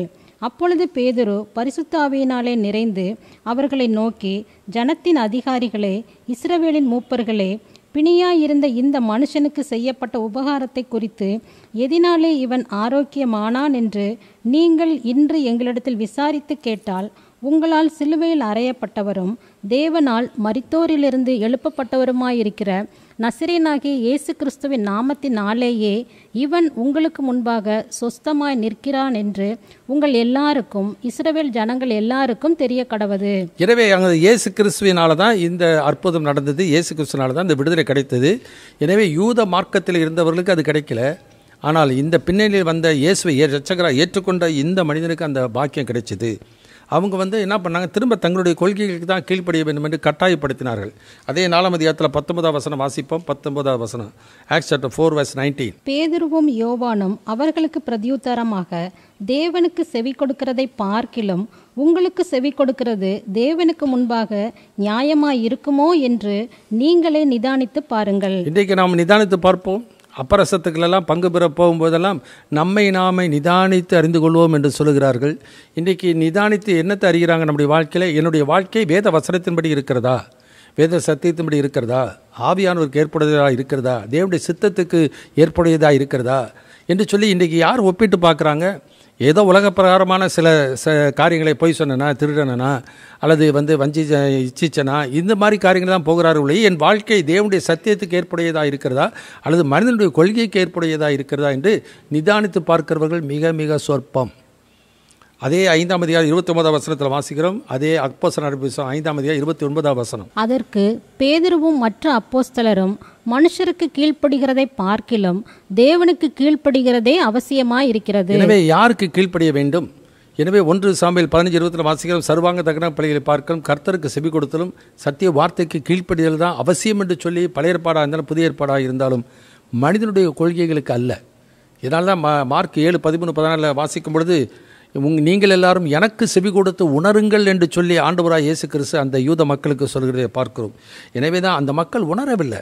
அதனால தான் அந்த பவுலோட வாக்குவாதம் பண்ணுகிறார்கள். ஆனாலும் பவுல் தன்னுடைய வாழ்க்கையிலே நான் அந்த நிச்சயம் உள்ளவராக இருந்தார். அதனால தான் பவுல் சொல்லுகிறார், நான் விசுவாசித்திருக்கிறவர் இன்னார் என்று அறிவேன், நான் அவரிடத்தில் ஒப்புவித்ததை அவர் அந்நாள் வரைக்கும் காத்துக்கொள்வார். நீ உண்மையிலே சத்தியத்தில் நீ நின்னினாக்கா எந்த ஒரு பின்னணியில் வருகிற எந்த ஒரு உபதேசமாக இருந்தாலும் அது சரி தவறு என்கிறதை வெளிப்படுத்தி காட்டக்கூடிய ஆற்றல் ஆவியானவருக்கு உண்டு, அந்த சத்திய வேதத்துக்கு உண்டு. எனவே எந்த பின்னணியில் இருந்தாலும் ஒருபோதும் இந்த வேறு மாற்று கொள்கைகள் ஒருபோதும் சத்தியத்தை மேற்கொள்ள முடியவே முடியாது. எனவே தான் இந்த மாதிரி உபதேசங்கள்லாம் வரணும் உலகம் உண்டாவதற்கு முன்னதாகவே தேவனுக்கு தெரியும். அதனால தான் சத்திய வேதம் முழுமையானது, கர்த்தருடைய வேதம் குறைவற்றது என்று சொல்லி நான் பார்க்கிறோம். எனவே குறைவற்ற வேதத்தை சரியாக அறிந்து கொண்டிருப்போமானால் ஒருபோதும் மனிதனுடைய கற்பனைகளுக்கு நாம் ஒருபோதும் கீழ்ப்படிய மாட்டோம். ஆனால் 1 Corinthians 7:23 பவுல் சொல்கிறார், கிரயத்திற்கு கொல்லப்பட்டீர்கள், நீங்கள் மனிதர்களுக்கு அடிமைகள் ஆகாதிருங்கள். எனவே மனித கொள்கையை பின்பற்றி அதில் நம்பிக்கையை எத்தனை ஆண்டுகள் வாழ்ந்துட்டாங்களோ தெரியாது, எத்தனை நூற்றாண்டுகள் வாழ்ந்தார்களோ தெரியாது. ஆனால் இவ்வளவு நாள் கடைபிடிச்சிட்டோம், இப்போ அதை மாற்றிக்கிட்டால் நம்மளை தப்புன்னு சொல்லுவாங்களே என்று சொல்லி மனிதனுடைய பார்வையிலே மனிதர்களை பிரியப்படுத்துகிற நிலைமையில தான் அன்றைக்கு இருந்தார்கள், இன்றைக்கு இருக்கிறார்கள். அதான் பவுல் கலாத்தியர் 1 சொல்லுகிறார், நான் மனிதனையா தேவனையா யாரை நாடி போதிக்கிறேன், யாரை பிரியப்படுத்த பார்க்கிறேன், நான் இன்னும் மனுஷனை பிரியப்படுத்துவதால் நான் தேவனுடைய ஊழியன் அல்ல என்று சொல்லுகிறார். எனவே தான் அவர்களோடு கூட அந்த மக்கள், யூத பின்னணி இந்த மக்கள் அவர்களை விருத்தசனம் பண்ணி கட்டாயம் பண்ணி அவர்களோடு வாக்குவாதம் பண்ணின பொழுது பவுல் அந்த நிச்சயம் உள்ளவனாக இருந்தபடியினாலே அவருக்கு நான் கொஞ்சம் கூட நம்பி இணங்கவில்லை. ஏனெனில் இயேசுனிடத்தில் அதே தான் செய்தாங்க. சைசேரியாவிடத்தில் வந்து வாக்குவாதம் பண்ணுறாங்க. ஆண்டவர் அவர்களுக்கு விளக்கத்தை சொல்கிறார். அதற்கப்புறம் அவர்கள் கேள்வி கேட்க துணியறதில்லை. இதே விதமாக தான் இந்த நாட்களிலும் எவ்வளோ கொள்கைகள், அவர்கள் நம்புகிற கொள்கையை நம்ம அவங்க சொல்கிற மாதிரி நம்ம சொல்லலைனாக்கா அவங்க ஏற்றுக்கொள்ள மாட்டாங்க. உடனே நம்மகிட்ட வாக்குவாதம் பண்ணுவாங்க. ஆனால் இந்த வழக்கம் இப்படி இருக்குது எங்க அப்படின்னு சொன்னாக்கா ஏற்றுக்கொள்ள மாட்டாங்க. அது அன்றைக்கு நடந்தது போல் இன்றைக்கு தான். அதனால தான் ஆவியானவர் வெளிப்படையாக சொல்லுகிறார், பிற்காலங்களிலே மனசாட்சியிலே சூடுண்டு பொய்யுடைய மாயத்தினால் வஞ்சிக்கிராவிகளுக்கும் பிசாசின் உபதேசங்கள் செவி கொடுத்து விசுவாசத்தை விட்டு விலகிப்போ. எது விசுவாசம்? பவுல் 1:15 சொல்கிறார், நான் உங்களுக்கு பிரசங்கித்த பிரகாரமாய் நீங்கள் அதை கைக்கொள்வீர்களானால் அதனால் ரட்சிக்கப்படுவீர்கள், மற்றபடி உங்கள் விசுவாசம் விருதா. எனவே நானும் விசுவாசிக்கிறேன். எங்களுக்குன்னு சில கொள்கைகள், இந்த கொள்கையில் நல்லா கவனித்து பார்த்தீங்கன்னாக்கா மனிதனுடைய கொள்கைக்கு தான் முக்கியத்துவம் கொடுப்பாங்கிற ஒழிய ஆண்டோடைய சத்தியத்துக்கு செவி கொடுக்கறதில்ல. அதில் தான் பழைய ஏற்பாட்டிலே இஸ்ரவேல் ஜனங்கள் வழிவிலகி போனதுக்கு காரணம் அதுதான். என் ஜனங்கள் அறிவில்லாமையினாலே சங்காரமாகிறார்கள், அவர்கள் அறிவை வெறுத்தார்கள் என்று சொல்லி நான் பார்க்கிறோம். அதை அந்நிய காரியமாக எண்ணினார்கள், கர்த்தருடைய வழியிலே அவர்கள் அறியாதவர்கள் என்று சொல்லி இந்த வசனத்தில் நான் பார்க்கின்றோம். சுவிசேஷத்தின் சத்தியத்தை உங்களிடத்தில் நிலைத்திருக்கும்படிக்கு நாங்கள் ஒரு நாளிகையாயிலும் அவர்களுக்கு கீழ்ப்படிந்து இணங்கவில்லை என்று சொல்லி சொல்வதை பார்க்கிறோம். அதாவது பவுலுக்கு அந்த நிச்சயம் இருந்தபடினாலே சந்தேகக்காரர்கள், அவிசுவாசப்படுகிறவர்கள் அல்லது தங்களுடைய பாரம்பரியத்தை முன்னிறுத்த விரும்புகிறவர்கள், தங்களுடைய சுய கொள்கையை முன்னிறுத்த விரும்புகிறவர்கள் ஒருபோதும் ஒரு உண்மையான சத்தியத்துக்கு செவி கொடுக்கிறவன் ஒருபோதும் அதற்கு இணங்கவே மாட்டான். இயேசு கிறிஸ்து அப்படி இணங்கலை, சைசேயர்களுக்கு இணங்கலை. அதே போல் தீர்க்கதரிசிகள் ஒருபோதும் ராஜாக்களுக்கும் யாருக்கும் இணங்கலை, தேவனுக்கு மாத்திரம்தான் கீழ்ப்படிந்தார்கள். அதுபோல் உண்மையான ஒரு சத்தியத்தை தெரிந்தவன், நிச்சயத்திருக்கிறவன் ஒருபோதும் மனிதனுடைய கொள்கைகளுக்கோ பயமுறுத்தலுக்கோ ஒருபோதும் இணங்கவே மாட்டான். ஆனால் இந்த கடைசி நாட்களிலே வாதம் எடுக்கிறவர்கள் வசனத்தை தியானித்து பார்த்து அதுக்கு கீழ்ப்படிய வேண்டியது அவசியம். இந்த கடைசி நாட்களிலே 1 பேதுரு 2:7-8 வசனத்தில் வாசிக்கும் பொழுது அவர்கள் திருவசனத்துக்கு கீழ்ப்படியாதவர்களாக இருந்து இடறுகிறார்கள், அதற்கென்றே நியமிக்கப்பட்டவர்களாக இருக்கிறார்கள் என்று சொல்லி நாம் பார்க்கின்றோம். எனவே நம்முடைய வாழ்க்கையிலே நாம் தான் சத்தியத்தோடு ஒப்பிட்டு பார்த்து கொள்ள வேண்டிய ஒழிய நமது கொள்கைகளை முன்னிறுத்த ஒருபோதும் முயற்சிக்கவே கூடாது. பவுல் அவ்விதமான மனித கொள்கைக்கு ஒருபோதும் இணங்கவே இல்லை. ஏன்னா மனிதனை பிரியப்படுத்த அவர் விரும்பலை, தேவனை தான் பிரியப்படுத்த அவர் விரும்பினார். அடுத்தது தொடர்ந்து 2ஆம் அதிகாரத்தில் 6-10 வசனம் வரைக்கும் அடுத்த காரியங்களை நாம் தியானிக்க இருக்கின்றோம். அதை வாசிக்க நாம் கேட்போம். Galatians chapter 2 verse 6-10. அல்லாமலும் எண்ணிக்கையுள்ளவர்களாய் இருந்தவர்கள் எனக்கு ஒன்றும் போதிக்கவில்லை. அவர்கள் எப்படிப்பட்டவர்களாய் இருந்தாலும் எனக்கு கவலை இல்லை. தேவன் மனுஷரிடத்தில் பட்சபாதம் உள்ளவர் அல்லவே. அதுவும் அல்லாமல் விருத்த சேதனம் உள்ளவர்களுக்கு அப்போஸ்தலனாய் இருக்கும்படி பேதுருவை பலப்படுத்தினவர் புறஜாதிகளுக்கு அப்போஸ்தலனாய் இருக்கும்படி என்னையும் பலப்படுத்தினபடியால் விருத்த சேதனம் உள்ளவர்களுக்கு சுவிசேஷத்தை பிரசங்கிக்கும்படி பேதுருவுக்கு கையளிக்கப்பட்டது போல விருத்த சேதனம் இல்லாதவர்களுக்கு பிரசங்கிக்கும்படி அது எனக்கும் கையளிக்கப்பட்டதென்று அவர்கள் கண்டு எனக்கு அளிக்கப்பட்ட கிருபையை அறிந்தபோது தூண்களாக எண்ணப்பட்ட யாக்கோவும் கேபாவும் யோவானும் தாங்கள் விருத்த சேதனம் உள்ளவர்களுக்கும் நாங்கள் புறஜாதிகளுக்கும் பிரசங்கிக்கும்படி அந்யோன்ய ஐக்கியத்திற்கு அடையாளமாக எனக்கும் பர்னபாவுக்கும் வலது கை கொடுத்து தரித்திரரை நினைத்து கொள்ளும்படிக்கு மாத்திரம் சொன்னார்கள். அப்படி செய்யும்படி அதற்கு முன்னமே நானும் கருத்துள்ளவனாயிருந்தேன். கர்த்தருக்கு மகிமை உண்டாகட்டும். முதல் காரியம், he was directed by God. ரெண்டாவது டிஸ்கஷன் வித் லீடர்ஸ். மூன்றாவது டிஸ்க்ளோஷர் ஆஃப் தி காஸ்பல். அதாவது சுவிசேஷத்தை குறித்த விளக்கத்தை அங்கே அவர்களுக்கு சொல்லுகிறதை அந்த எருசலேமில் இருந்த தலைவர்களுக்கு, விசேஷமாய் அங்கிருந்த மூப்பர்களுக்கு, அங்கிருந்த பேதுருவுக்கும் யாக்கோபு யோவான் இவர்களுக்கு அந்த காரியத்தை சொல்லுகிறதை நான் பார்க்கிறோம். ஏன்னா பவுல் செய்கிற ஊழியத்தினுடைய பின்னணி அவர்கள் ஒருவருக்கும் தெரியாது. அவர்கள் எருசலேமினுடைய இருக்கிறவர்கள், யூத பின்னணியில் மாத்திரம் வந்தவர்கள். அவருடைய அழைப்பு யூதர்களுக்கு மாத்திரம் ஊழியம் செய்வதற்கு ஆரம்பத்திலே. ஆனால் பவுலுடைய அழைப்பு விசேஷித்த விதமாக புறவினத்தாருக்கு சொல்வதற்காக அழைக்கப்பட்டது. ஏன்னா அதனுடைய தாற்பயங்கள் அவர்களுக்கு புரியாது என்பதனாலே அவர்களுக்கு விளைவித்து காண்பிக்கிறதை பார்க்கிறோம். அதனுடைய நிச்சயத்தை அவர்களுக்கு தெரிந்து கொள்ளும்படிக்கு அது சாட்சியாக பர்னபாவை கூட்டிக் கொண்டு வருகிறார்.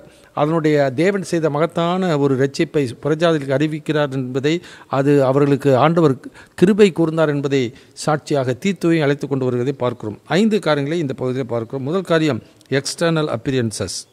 ரெண்டாவது எக்ஸ்பிளனேஷன் ஆஃப் பால், அதாவது வெளி தோற்றமும். ரெண்டாவது பவுலுடைய விளக்கமும். மூன்றாவது என்ட்ரஸ்டட் மினிஸ்ட்ரி. பவுல் தனக்கு ஒப்புவிக்கப்பட்ட ஊழியத்தை குறித்து சொல்கிறார். Encouraged by the apostles. அந்த எருசலேமில் இருந்த அந்த அப்போஸ்தலர்கள் தூண்களாக எண்ணப்பட்டவர்கள் அவரை உற்சாகப்படுத்தி அனுப்புவதை பார்க்கிறோம். மூன்றாவது ஈகர்னஸ் டு சப்போர்ட். எனவே அந்த எருசலேமில் இருக்க மக்களுக்கு உதவி செய்யும்படிக்கு பவுலுக்கும் அந்த வாஞ்சை இருந்தது. அந்த எருசலேமில் இருக்க மக்களும் இவர்களுக்கு ஊழியத்துக்கு ஒத்துழைப்பதற்கு அவர்களுக்கும் அந்த வாஞ்சை இருக்கிறதை ஒருவருக்கு ஒரு அன்பு நிமித்தமாய் பகிர்ந்து கொள்கிறதை பார்க்கிறோம். முதல் காரியம் எக்ஸ்டர்னல் அப்பியரன்சஸ், வெளி தோற்றத்தை குறித்து நாம் பார்க்கிறோம். 6வது வசனத்தில் வாசிக்கிறோம், அல்லாமலும் எண்ணிக்கை உள்ளவர்களாக இருந்தவர்கள் எனக்கு ஒன்றும் போதிக்கவில்லை, அவர்கள் எப்படிப்பட்டவர்களாக இருந்தாலும் எனக்கு கவலை இல்லை, தேவன் மனுஷனிடத்தில் பட்சபாதம் உள்ளவர் அல்ல என்று சொல்லி அங்கு சொல்வதை பார்க்கும். எனவே தேவன் அவரவர்களுடைய கொள்கைக்கு ஒருபோதும் தேவன் இணங்கி போக மாட்டார். இன்றைக்கு உலகத்தில் எத்தனையோ விதமான ஆயிரக்கணக்கான ஸ்தாபனங்களும் 1000 விதமான ஸ்தாபனங்களுக்கான கொள்கைகளும், அது பெந்தகோஸ்து என்று சொன்னாலும் அதிலே எத்தனையோ நூற்றுக்கணக்கான ஆயிரக்கணக்கான கொள்கை உள்ளவர்கள் இருக்கிறார்கள். எல்லாருக்கும் தேவன் எப்படி இணங்கி போவார்? தமிழ்நாட்டில் இன்றைக்கி சமசீர் கொள்கைன்னாக்கா மெட்ராஸ்லேருந்து எந்த கன்னியாகுமரி வரைக்கும் எல்லா ஸ்கூல்லையும் ஒரே சிலபஸ் தான் இருக்கும். எந்த ஸ்கூலில் போனாலும் அது சிலபஸ் ஒருபோதும் மாறவே மாறாது. உலக பிரகாரமான ஒரு சப்ஜெக்டில் சிலபஸ் மாறாமல் எங்கே இருந்தாலும் அது ஒரே விதமாக இருக்கிறது. அது ஒருவேளை போதிக்கிறவர்கள் அந்த சப்ஜெக்டை ஒருபோதும் போதிக்கிற விளக்கம் கொடுக்கறதுல வேணால் வித்தியாசம் இருக்கலாம், ஆனால் சப்ஜெக்ட் மாறாது. ஆனால் இன்றைக்கி சப்ஜெக்டே மாறி இன்றைக்கு பைபிள்லேருந்து எடுத்து எவ்வளவு மாற்றங்கள். இது சத்துரு செய்ததா ஆண்டவர் செய்ததா? தேவன் ஒருவரும் பாரபட்சம் உள்ளவர் அல்ல. ஒவ்வொருவருக்கும் ஒவ்வொரு விதமாக தேவன் ஒருபோதும் இணங்கி போகிறவர் அல்ல. தேவனுடைய சித்தத்துக்கு தான் மனிதன் செவி கொடுக்க வேண்டுமே ஒழிய மனிதனுடைய விருப்பத்துக்கு ஒருபோதும் ஆண்டவர் இணங்கி போகிறவர் அல்ல. எனவே அந்த காரியத்தை முதலாவது புரிந்து கொள்ள வேண்டியது அவசியம். இவங்க என்ன பண்ணுறாங்க, மனுஷனிடத்தில் இவங்க மனிதனுடைய கொள்கையை இவர்கள் முன்னிறுத்தும் பொழுது தேவன் அதை அங்கீகரிப்பார் என்று இவர்கள் எண்ணுகிறார்கள். உதாரணமாக வெளித்தோற்றம், ஏன்னா வெளி தோற்றமாக தான் காண்பிக்க விரும்புகிற. கலாத்தியர் நிருபம் 6ஆம் அதிகாரத்தில் நான் வாசிக்கும் பொழுது 12வது வசனத்தில் இப்படி வாசிக்கிறோம். கலேசியன் சாப்டர் 6:12. மாம்சத்தின்படி நல்வேஷமாய் காணப்பட விரும்புகிறவர்கள் எவர்களோ அவர்கள் தாங்கள் கிறிஸ்துவினுடைய சிலுவை நிமித்தம் துன்பப்படாதபடிக்கே உங்களை விருத்த சேதனம் பண்ணிக்கொள்ள கட்டாயம் பண்ணுகிறார்கள். எனவே இந்த மக்கள் என்ன பண்ணுறாங்க, மாம்சத்தின்படினா வெளி தோற்றத்தின்படி, புற தோற்றத்தின்படி அவர்கள் என்ன பண்ணுறாங்க, அவர்கள் தங்களுடைய கொள்கையை நிலைநிறுத்தவும் வெளிப்படுத்தவும் விரும்புகிறார்கள். இது எல்லா காலத்திலும் நடக்கிறது. இயேசு கிறிஸ்து வாழ்ந்த நாட்களில் பரிசேயர்கள் தங்களுக்குன்னு ஒரு கொள்கை, அதற்குன்னு ஒரு ட்ரெஸ் கோடுன்னு சொல்லுவாங்க, அதுக்குன்னு ஒரு கலர் யூனிஃபார்ம், ஒவ்வொரு ஸ்கூலுக்கும் ஒரு யூனிஃபார்ம் இருக்கிறது போல், எல்லா சமச்சீர் கொள்கையாக இருந்தாலும் ஒவ்வொரு ஸ்கூலுக்கும் ஒவ்வொரு யூனிஃபார்ம் இருக்கிறது போல் அந்த யூனிஃபார்மை பார்த்தோன்னே இவங்க எந்த ஸ்கூலில் படிக்கிறான்னு சொல்லிடலாம். அதுபோல் ஒருடைய கொள்கையை அவர்கள் கேட்கும்போது அவங்க ஒவ்வொருத்தரும் ஊழியர்களுக்குன்னு ஒரு ட்ரெஸ்ஸு, அந்த ட்ரெஸ்ஸு பார்த்தாலே இவங்க பாஸ்டர்னு சொல்லிடலாம் அல்லது பிஷப்புன்னு சொல்லிடலாம். அப்படி போட்டுக்களை விரும்புகிறவர்களும் இருக்கிறார்கள். அதனால் அன்றைக்கு இருந்தது போல் இன்றைக்கும் அவ்விதமாய் தோற்றத்தின்படி தங்களை முன்னிறுத்த முயற்சிக்கிறவர்கள் இன்றைக்கு இருக்கிறார்கள். இயேசு கிறிஸ்து அப்படி அல்ல. இயேசு கிறிஸ்து வாழ்க்கையில் தான் தன்னை முன்னிறுத்தினார். அந்த இயேசு கிறிஸ்துவை ஒரு முத்தம் கொடுத்து காட்டி கொடுக்குற அளவுக்கு ஒரு சாதாரண அளவிற்கு அவர் இருந்தார். ஏன்னா சிலுவையின் மரண பரியந்த கீழ்ப்படைந்தவராகி தம்மை தாழ்த்தினார் ஒழிய அவர் ஒருபோதும் தன்னை மேன்மைப்படுத்தவில்லை, உயர்த்தவும் இல்லை. ஏன்னா பிதாதான் அவரை உயர்த்தினார் விட இவர் தன்னைத்தானே ஒருபோதும் உயர்த்தி கொள்ளவில்லை. அடிமை ரூபம் எடுத்து வாழ்ந்தார். அதே விதமாக தான் கர்த்தருக்கென்று ஊழியம் செய்கிற யாராக இருந்தாலும் அந்த அடிமை ரூபம் எடுத்து வாழ்கிறவர்களாக இருக்க வேண்டியது மிக மிக அவசியம். ஆனால் என்ன பண்ணுறாங்க, தங்களை பிரத்யேகப்படுத்தி கொள்கிறதை நான் பார்க்கிறோம். அநேக கொள்கைகள் அவர்கள் சொல்கிறதை பார்க்கிறோம். அந்த கொள்கைகளை முன்னிறுத்தி மற்றவர்களே நாங்கள் வேறுபட்டவர்கள், நாங்கள் தான் எப்படி இந்த கலாத்திய சபையிலே விருத்த சேதனம் பண்ணாதான் ஆபிரகாமுடைய சந்ததி, விருத்த சேதனம் பண்ணாதான் ஆபிரகாமுடைய ஆசீர்வாதம் வரும் என்று சொல்லி கொண்டு இருக்கிற மக்களைப் போல வெளி தோற்றத்தின்படி அவர்கள் வாழ இன்றைக்கு அவர்கள் விரும்பினார்கள். ஆனால் பவுல் அப்படி இருக்க விரும்பலை. ஏன்னா அந்த பின்னணியிலிருந்து வந்தவர் தான், ஆனால் அப்படி இருக்க விரும்பலை. அடுத்தது பவுல் அதனால தான் என்ன பண்ணுறார், அதுக்கு விளக்கம் கொடுக்கிறார். உதாரணமாக ரோமருக்கு நிறுவனம் 6ஆம் அதிகாரத்தில் 3வது வசனத்தில் நமக்கு தெரிந்த பகுதி, எல்லா சபைகளிலும் இதை சொல்லுவாங்க. ஞானஸ்தானம் எடுப்பதற்கு இந்த வசனத்தை எல்லாரும் சொல்லுகிறதை நான் பார்க்கிறோம். 6ஆம் அதிகாரம் 3வது வசனத்தில் வாசிக்கிறோம். Roman chapter 6:3. கிறிஸ்து இயேசுவுக்குள்ளாக ஞானஸ்நானம் பெற்ற நாம் அனைவரும் அவருடைய மரணத்திற்குள்ளாக ஞானஸ்நானம் பெற்றதை அறியாமல் இருக்கிறீர்களா? மேலும் பிதாவின் மகிமையினாலே கிறிஸ்து மரித்தோரிலிருந்து எழுப்பப்பட்டது போல நாமும் புதிதான ஜீவன் உள்ளவர்களாய் நடந்து கொள்ளும் படிக்கு அவருடைய மரணத்திற்குள்ளாக்கும் ஞானஸ்நானத்தினாலே கிறிஸ்துவுடனே கூட அடக்கம் பண்ணப்பட்டோம். இந்த வசனத்தை ஞானஸ்நானம் எடுக்க விரும்புகிற ஒவ்வொருவருக்கும் இந்த வசனத்தை சொல்லி என்ன பண்ணுவாங்க, ஞானஸ்நானம் எடுக்கும் பொழுது அவர்கள் தண்ணீருக்குள்ளே முழுகும் பொழுது அவர் என்ன சொல்கிறாங்க, நீ இயேசுவோடு கூட அடக்கம் பண்ணப்படுற, அதாவது உன் பாவம் பழைய மனிதன் அதோடு கூட அடக்கம் பண்ணப்படுகிறான், பாவம் அதோடு கூட அது அடக்கம் பண்ணப்படுது, நீ தண்ணியை விட்டு வெளியில் வரும்பொழுது நீ புதிய சிறுசியாக மாறிடுற என்று சொல்லி ஞானஸ்நான சடங்குக்கு அவர்கள் முக்கியத்துவம் கொடுக்கிறார்களே ஒழிய அதனுடைய தாற்பயம் என்ன? ஒருவன் அந்த வசனத்திலே நன்றாக தெளிவாக இருக்கிறது, கிறிஸ்துவுக்குள்ளாக ஞானஸ்நானம், ஆனால் எடுப்பதோ தண்ணீருக்குள்ளாக ஞானஸ்நானம். எனவே கிறிஸ்துவுக்குள்ளாக ஞானஸ்தானம் என்பது வேறு, தண்ணீருக்குள்ளாக ஞானஸ்தானம் என்பது வேறு. தண்ணீருக்குள்ளாக ஞானஸ்தானம் எடுப்பது ஒருவன் கிறிஸ்துவுக்குள் புதிய சிறுசியாக மாறி ரட்சிக்கப்பட்ட பின்னர். உதாரணமாக கல்லன் எடுத்துக்கொள்வோம். இதோ உடைய ஆண்டவரே உடைய ராஜ்யத்தை வரும்போது அடியனை நினைத்தருளும், இன்றே என்னுடன் கூட பரகதியில் இருப்பாய். அவன் கிறிஸ்துவுக்குள் ஞானஸ்தானம் எடுத்து விட்டான், புதிய சிறுசியாக மாறிவிட்டான், பரிசுத்தமாக்கப்பட்டு விட்டான், நீதிமானாக்கப்பட்டு விட்டான். ஆனால் அவன் மரித்து விட்டான். ஞானஸ்தானம் எடுப்பதற்கு அவனுக்கு தருணம் இல்லை, சமயம் கிடைக்கல. ஆனால் இன்றைக்கு இயேசுவை ஏற்றுக்கொண்டவர்கள் என்ன பண்ணால், அப்போஸ்தலர் 2ஆம் அதிகாரத்தில் வாசிக்கும் பொழுது 40வது வசனம் வாசிக்கிறோம். அவனுடைய வார்த்தையை சந்தோஷமாக ஏற்றுக்கொண்டவர்கள் ஞானஸ்தானம் பெற்றார்கள். அன்றைக்கு ஏறக்குறைய 3000 பேர் சேர்த்து கொள்ளப்பட்டார்கள். எனவே விசுவாசம் தான் ஒருத்தனை ரட்சிக்கும். சிலுவையில் அறியப்பட்ட இயேசு விசுவாசித்து ஏற்றுக்கொள்வது தான் உனக்கு ரட்சிப்பு உண்டாகும். ஆனால் கிருபையினால் விசுவாசித்து கொண்டு ரட்சிக்கப்பட்டு இருந்தாலும் சபைக்குள் வரும்பொழுது என்ன பண்ணுறாங்க, நீங்கள் ரட்சிக்கப்பட்டீங்க, ஆனால் இன்னும் நீங்கள் சீசனாக மாறல. ஏன்னாக்கா இன்னும் நகை போட்டிருக்கீங்க, இன்னும் வெள்ளை ட்ரெஸ்ஸு போடல, நீங்கள் கல்யாணம் பண்ணிட்டீங்க, அதனால் கற்பு குலைஞ்சிருச்சு. இவ்விதமாய் ஒவ்வொரு சபைகளிலும் ஒவ்வொரு விதமான கொள்கைகளை நிலைநிறுத்தும்படிக்கு வெளி தோற்றத்தின்படி வாழ்கிற ஒருவரும் ஆண்டவருடைய சித்தத்தை செய்கிறவர்கள் அல்ல. அவர்கள் கலாத்திய சபைகளைப் போல ஆவியில் ஆரம்பித்து மாசத்திலே நடத்துகிற ஒரு மக்களாக அவர்கள் காணப்படுகிறார்கள். எனவே எது முக்கியம் நம்முடைய வாழ்க்கையில்? எனவே இன்றைக்கு நம்முடைய வாழ்க்கையில் தேவனை பிரியப்படுத்துவதுதான் முக்கியம். எனவே தேவன் ஒவ்வொரு மனிதனும் சொல்லுகிற கொள்கைக்கு ஏற்ப தன்னைத்தானே மாற்றிக்கொள்கிறவரும் அல்ல. தேவன் மனிதரிடத்திலே பட்சபாதம் உள்ளவர் அல்ல என்று சொல்லி அங்கே பார்க்கின்றோம். அதுவும் அல்ல 7ஆவது வசனம் வாசிக்க, அதுவும் இல்லாமல் விருத்தசனம் உள்ளவர்களுக்கு அப்போஸ்தலனாக இருக்கும்படிக்கு பேதுருவை பலப்படுத்தினவர், புறஜாதிகளுக்கு அப்போஸ்தலனாக இருக்கும்படி என்னையும் பலப்படுத்தினார். இப்போ பேதுரு, யோவான், யாக்கோப்பு இவர்களையெல்லாம் அப்போஸ்தலன் ஆக்கினது யார்? ஆண்டவராக இயேசு. அதே இயேசு தான் பவுலையும் பிறவினத்தாருக்கு சுவிசேஷத்தை அறிவிக்கும்படி அவர் ஆண்டவரால் ஏற்படுத்தப்பட்டவர். அதனால தான் வாசிக்கும் பொழுது அப்போஸ்தலர் நடவடிக்கை 9ஆம் அதிகாரத்தில் பவுல் பக்தன் அந்த தமஸ்கு போகும்போது ஆண்டவர் அவருடைய வழியிலே பிரயாணத்திலே ஆண்டவர் அவரோடு இடைபடுகின்றார். பின்னர் அனனியாவுக்கிட்ட சொல்லி அவருக்கு போய் அவருக்கு ஜெபிக்கும்படி சொல்லும் பொழுது அந்த வசனத்தை அப்போஸ்தலர் நடவடிக்கை 9ஆம் அதிகாரத்தில் நான் பார்க்கின்றோம். 15வது வசனத்தை ஆக்ட்ஸ் சாப்டர் 9 verse 15 onwards. அதற்கு கர்த்தர், நீ போ, அவன் புறஜாதிகளுக்கும் ராஜாக்களுக்கும் இஸ்ரவேல் புத்திரருக்கும் என்னுடைய நாமத்தை அறிவிக்கிறதற்காக நான் தெரிந்து கொண்ட பாத்திரமாய் இருக்கிறான். அவன் என்னுடைய நாமத்து நிமித்தம் எவ்வளவாய் பாடுபட வேண்டும் என்பதை நான் அவனுக்கு காண்பிப்பேன் என்றார். எனவே பவுல் தன்னுடைய ஊழியத்தை குறித்து அந்த பர்னபாவும் தீத்துவை வைத்து அவர்களுக்கு விளக்கை காட்டினது மாத்திரமல்ல, எனக்கு கொடுக்கப்பட்ட ஊழியம் எந்த இயேசு உங்களை ஊழியத்துக்கு அனுப்பினாரோ அதே இயேசு தான் எனக்கு அந்த ஊழியத்தை அனுப்பினார். எனவே நான் ஊழியம் செய்கிறது நான் சுயமாக ஒன்றும் செய்யலை, என்னுடைய வாஞ்சையின்படி என்னுடைய சொந்த சுய வைராக்கியத்தின்படி நான் செய்யலை. இயேசு கிறிஸ்துவே இதை ஏற்படுத்தினார். அது யார் மூலமாக வந்ததுன்னு அனனியாவையும் குறித்து சொல்லுகிறார். அந்த அனனியா மூலமாக கர்த்தர் அதை வெளிப்படுத்துகிறதை நான் பார்க்கிறோம். இதுதான் ஆதி திருச்சபையிலே அவ்விதமாக தான் கர்த்தர் ஒரு ஊழியத்துக்கு அழைக்கும்போது அவ்விதமாக தான் செய்கின்றார். சபையின் மூலமாக தான் செய்கிறதை பார்க்கிறோம். அப்போஸ்தலர் நடவடிக்கை புத்தகம் 13ஆம் அதிகாரம் எடுத்துக்கொள்வோம். அப்போஸ்தலர் நடவடிக்கை புத்தகம் 13ஆம் அதிகாரம் 1 வசனத்திலிருந்து நாம் வாசிக்க கேட்போம். அந்தியோகியா பட்டணத்திலுள்ள சபையிலே பர்னபாவும் நீகர் எனப்பட்ட சிமியோனும் சிரேனே ஊரானாகிய லூகியும் கார்பங்கு தேசாதிபதியாகிய ஏரோதுடனே கூட வளர்க்கப்பட்ட மனாயீனும் சவுலும் தீர்க்கதரிசிகளாகவும் போதகர்களாகவும் இருந்தார்கள். அவர்கள் கர்த்தருக்கு ஆராதனை செய்து உபவாசித்து கொண்டிருக்கிற போது பர்னபாவையும் சவுலையும் நான் அழைத்த ஊழியத்துக்காக அவர்களை பிரித்து விடுங்கள் என்று பரிசுத்த ஆவியானவர் திருவுளம் பற்றினார். அப்பொழுது உபவாசித்து ஜெபம் பண்ணி அவர்கள் மேல் கைகளை வைத்து அவர்களை அனுப்பினார்கள். கர்த்தருக்கு மகிமை உண்டாகட்டும். எனவே ஆவியானவர் அவர்களை தெரிந்து கொண்டார். ஆவியானவர்கள் அவர் அனுப்புகிறதை நான் பார்க்கிறோம். இன்றைக்கு அப்படி இல்லை.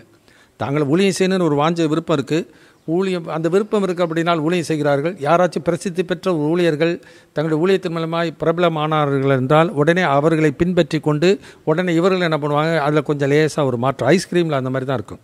Chocolate flavour, orange flavour, vanilla flavour, pista ஃப்ளேவர்னு சொல்லி அந்த ஐஸ்கிரீமுக்கு நிறையா ஃப்ளேவர் வைக்கிறது போல் ஒரே பேரை வச்சுக்கிட்டு என்ன பண்ணுவாங்க, ஒவ்வொருத்தரும் ஒவ்வொரு விதமான பேரை வச்சுக்கிட்டு ஊழியம் செய்ய ஆரம்பிப்பாங்க. ஏன்னா அப்படி செஞ்சாக்க பிரபலமே ஆகலாம், அப்படி ஊழியம் செஞ்சால் ஆண்டவர் ஆசீர்வதிப்பார். இதெல்லாம் மாம்ச சிந்தை. இதெல்லாம் தேவனால் அழைக்கப்பட்ட ஒரு ஊழியம் அல்ல. தேவனால் அழைக்கப்பட்ட ஊழியம் இருந்தால் பரிசுத்த ஆவியானவர் இருந்தால் சாட்சி இருக்கணும். அங்கே பவுல் ஊழியத்துக்கு வந்தது அனனியா சாட்சி. அந்த ஊழியத்திலே ஆத்மா ரட்சிக்கப்பட்டு வந்ததற்கு பர்னபா சாட்சி, தீத்து சாட்சி. எனவே 13ஆம் அதிகாரத்தில் பார்க்கும்பொழுது அவர்கள் பரிசுத்த ஆவியானவர் அதை உறுதிப்படுத்துகிறதை நாம் பார்க்கின்றோம். ஏன்னா தேவன் ஒருவனுக்கு ஊழியத்தை அழைத்திருந்தால் அதற்கு ஏற்ற கிருபை வரங்களை ஆண்டவர் தருவார். உதாரணமாக எபேசியர் நிருபம் எடுத்துக்கொள்வோம். 3ஆம் அதிகாரத்தில் புறவினத்தாருக்கு ஊழியம் செய்வதற்கு பவுலை கர்த்தர் தெரிந்து கொண்டார்.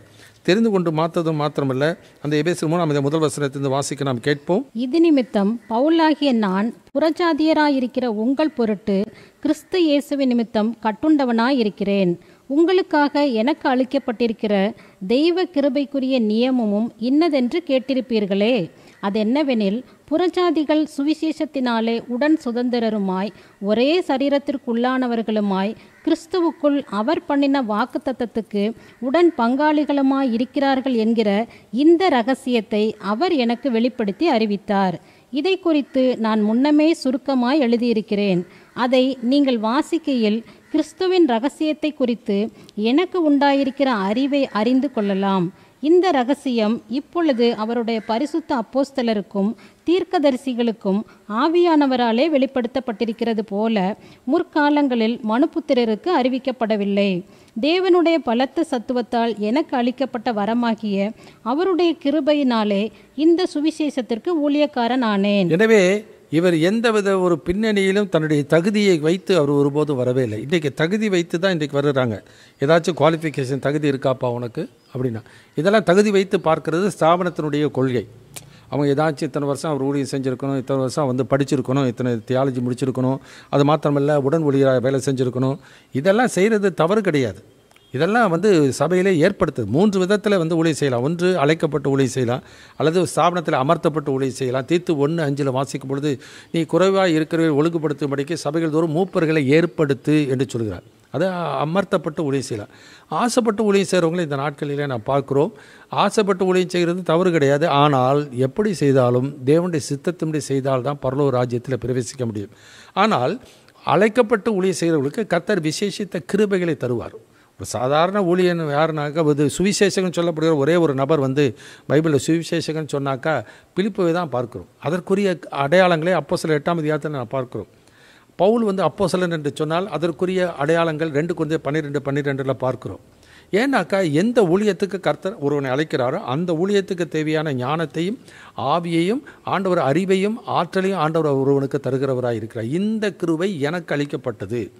அது மற்றவர்களுக்கு ஒருவேளை புரியலன்றதுக்காக அவர் செய்கிற ஊழியம் தப்புன்னு சொல்லவே முடியாது. ஆனால் இதே பேதுரு எடுத்துக்கொள்ளும். 2 பேதுரு புத்தகத்தில் 3ஆம் அதிகாரம் 15வது வசனத்தில் பேதுரு சொல்கிற ஒரு காரியங்களை நாம் பார்ப்போம். 2 Peter chapter 3 verse 15 onwards. மேலும் நம்முடைய கர்த்தரின் நீடிய பொறுமையை இரட்சிப்பென்று எண்ணுங்கள். நமக்கு பிரியமான சகோதரனாகிய பவுலும் தனக்கு அருளப்பட்ட ஞானத்தினாலே இப்படியே உங்களுக்கு எழுதியிருக்கிறான். எல்லா நிருபங்களிலும் இவைகளை குறித்து பேசியிருக்கிறான். அவன் சொன்னவைகளில் சில காரியங்கள் அறிகிறதற்கு அரிதாயிருக்கிறது. கல்லாதவர்களும் உறுதி இல்லாதவர்களும் மற்ற வேத வாக்கியங்களை புரட்டுகிறது போல தங்களுக்கு கேடு வரத்தக்கதாக இவைகளையும் புரட்டுகிறார்கள். அப்போ பேதுரும் அப்போஸ்தலர் தான், யோவான் அப்போஸ்தலர் தான், பவுலும் அப்போஸ்தலர் தான். ஆனால் இந்த அப்போஸ்தலர்கள் ஒவ்வொருவருக்கும் ஒவ்வொரு விதமான ஊழிய அழைப்பு இருந்தபடினாலே ஊழியங்கள் அழைப்பு அப்போஸ்தலர். ஆனால் வெவ்வேறு ஏரியாவில் பின்னணி ஒரே விதமாக இருந்தாலும் செய்ய வேண்டிய இடம் அது வெவ்வேறு விதமாக இருந்தது. வெவ்வேறு மக்களாக இருந்தார்கள். அதற்கு தேவையான கிருபை வரங்களை ஆண்டவர் தருகிறார். ஒரு சரீரத்தில் அநேக அவயவங்கள் இருக்கிறது. ஒவ்வொரு அவயவத்திற்கும் ஒவ்வொரு தொழில் இருக்கிறது. அதுபோல் நாம் வெவ்வேறான வரங்கள் உள்ளவர்களாக இருக்க அப்படினால் வெவ்வேறு தொழில் வெவ்வேறு ஊழியம் உள்ளவர்களாக இருக்கிறோம். ஆனால் எல்லாரும் சுவிசேஷ ஊழியம் செய்ய வேண்டியது ஒவ்வொருவருக்கும் கட்டாயம். இதுதான் ஆண்டவர் எல்லாருக்கும் வைத்திருக்கிற ஒரு எல்லா அவயவங்களும் செயல்படணும். தலைக்கு கீழாக கிறிஸ்துவுக்கு கீழாக எல்லாரும் செயல்படணும். உதாரணமாக தீமோத்தேயு குறித்து வாசிக்கும் பொழுது என்ன சொல்கிறார்? அவர்கள் ஆரோக்கியமான உபதேசத்தை பொறுக்க மனதில் இல்லாமல் செவித்தன உள்ளவர்களாய் தங்கள் சுய இச்சைகளை போதைகளை தங்களுக்கு திரளாய் சேர்த்து கொண்டு சத்தியத்துக்கு செவி விலைக்கு கட்டுக்கதைகளுக்கு சாய்ந்து போகும் காலவர் நீயோ மன தெளிவுள்ளவனாயிரு. அது மாத்திரமல்ல, சமயம் வாய்த்தாலும் வாய்க்காவிட்டாலும் ஜாக்கிரதையாய் திருவசனத்தை பிரசங்கம் பண்ணு சொல்கிறார். அது மாத்திரமல்ல, உன் ஊழியத்தை நிறைவேற்று, சுவிசேஷகனுடைய வேலையை செய். சுவிசேஷகனுடைய வேலை செய்கிறதுனால அவன் சுவிசேஷகன் அல்ல. சுவிசேஷம் ஊழியம் செய்வது என்பது சத்தியத்தை சொல்லுகிறது என்பது எல்லாருக்கும் பொதுவான ஒரு கடமை. அதனால் உடனே அவன் சுவிசேஷனாக மாறிவிட முடியாது. எனவே இன்றைக்கு நம்முடைய வாழ்க்கையில் அழைப்பு என்பது வேறு. அதனால தான் எபேசியர் 4ஆம் அதிகாரத்தில் வாசிக்கும் பொழுது 13 வசனத்தை வாசிக்கும், சிலரை அப்போஸ்தலராகவும் சிலரை தீர்க்கதரிசிகளாகவும் சிலரை சுவிசேஷராகவும் சிலரை மேய்ப்பராகவும் போதகராகவும் அவரை ஏற்படுத்துகிறார். அப்போ தேவனால் அழைக்கப்பட்டவர்கள், அழைக்கப்பட்டதுக்கு ஒரு நோக்கம் உண்டு. அந்த நோக்கத்துக்கு நிறைவேற்றுவதற்கு தேவையான கிருபை வரங்களை கொடுக்கிறார். அதற்கேற்ற ஞானத்தை கொடுக்கிறார். அதுக்கேற்ற அறிவை கொடுக்கிறார். இதை இன்றைக்கு ஏற்றுக்கொள்ளக்கூடிய மனப்பக்குவம் இன்றைக்கு இருக்க வேண்டியது அவசியம். இன்றைக்கு அப்படியெல்லாம் அந்த மனப்பக்குவம் அன்றைக்கு பேதுருவுக்கும் அந்த யோவானுக்கும் எப்படி பவுலுடைய ஊழியத்தை அங்கீகரிக்கக்கூடிய ஒரு மனப்பான்மை அவர்களுக்கு இருந்ததோ அதே மனப்பான்மை இன்றைக்கு இருந்திருந்தால் எல்லா சபைகளிலும் அந்த ஒற்றுமை ஒருமனப்பாடு இருந்திருக்கும். அப்படிலாம் இருக்கிறதில்ல. தங்களுடைய கொள்கை தன்னுடைய தான் கரெக்டு, தாங்க தான் சரி, இதை ஒருபோதும் அவர்கள் மாற்றிக்கொள்ள விரும்பவே மாட்டார்கள். மற்றவர்களை வெளிப்புறமாக அங்கீகரிக்கிற மாதிரி காண்பித்தான் உள்ளபூர்வமாக அங்கீகரிக்க மாட்டார்கள்.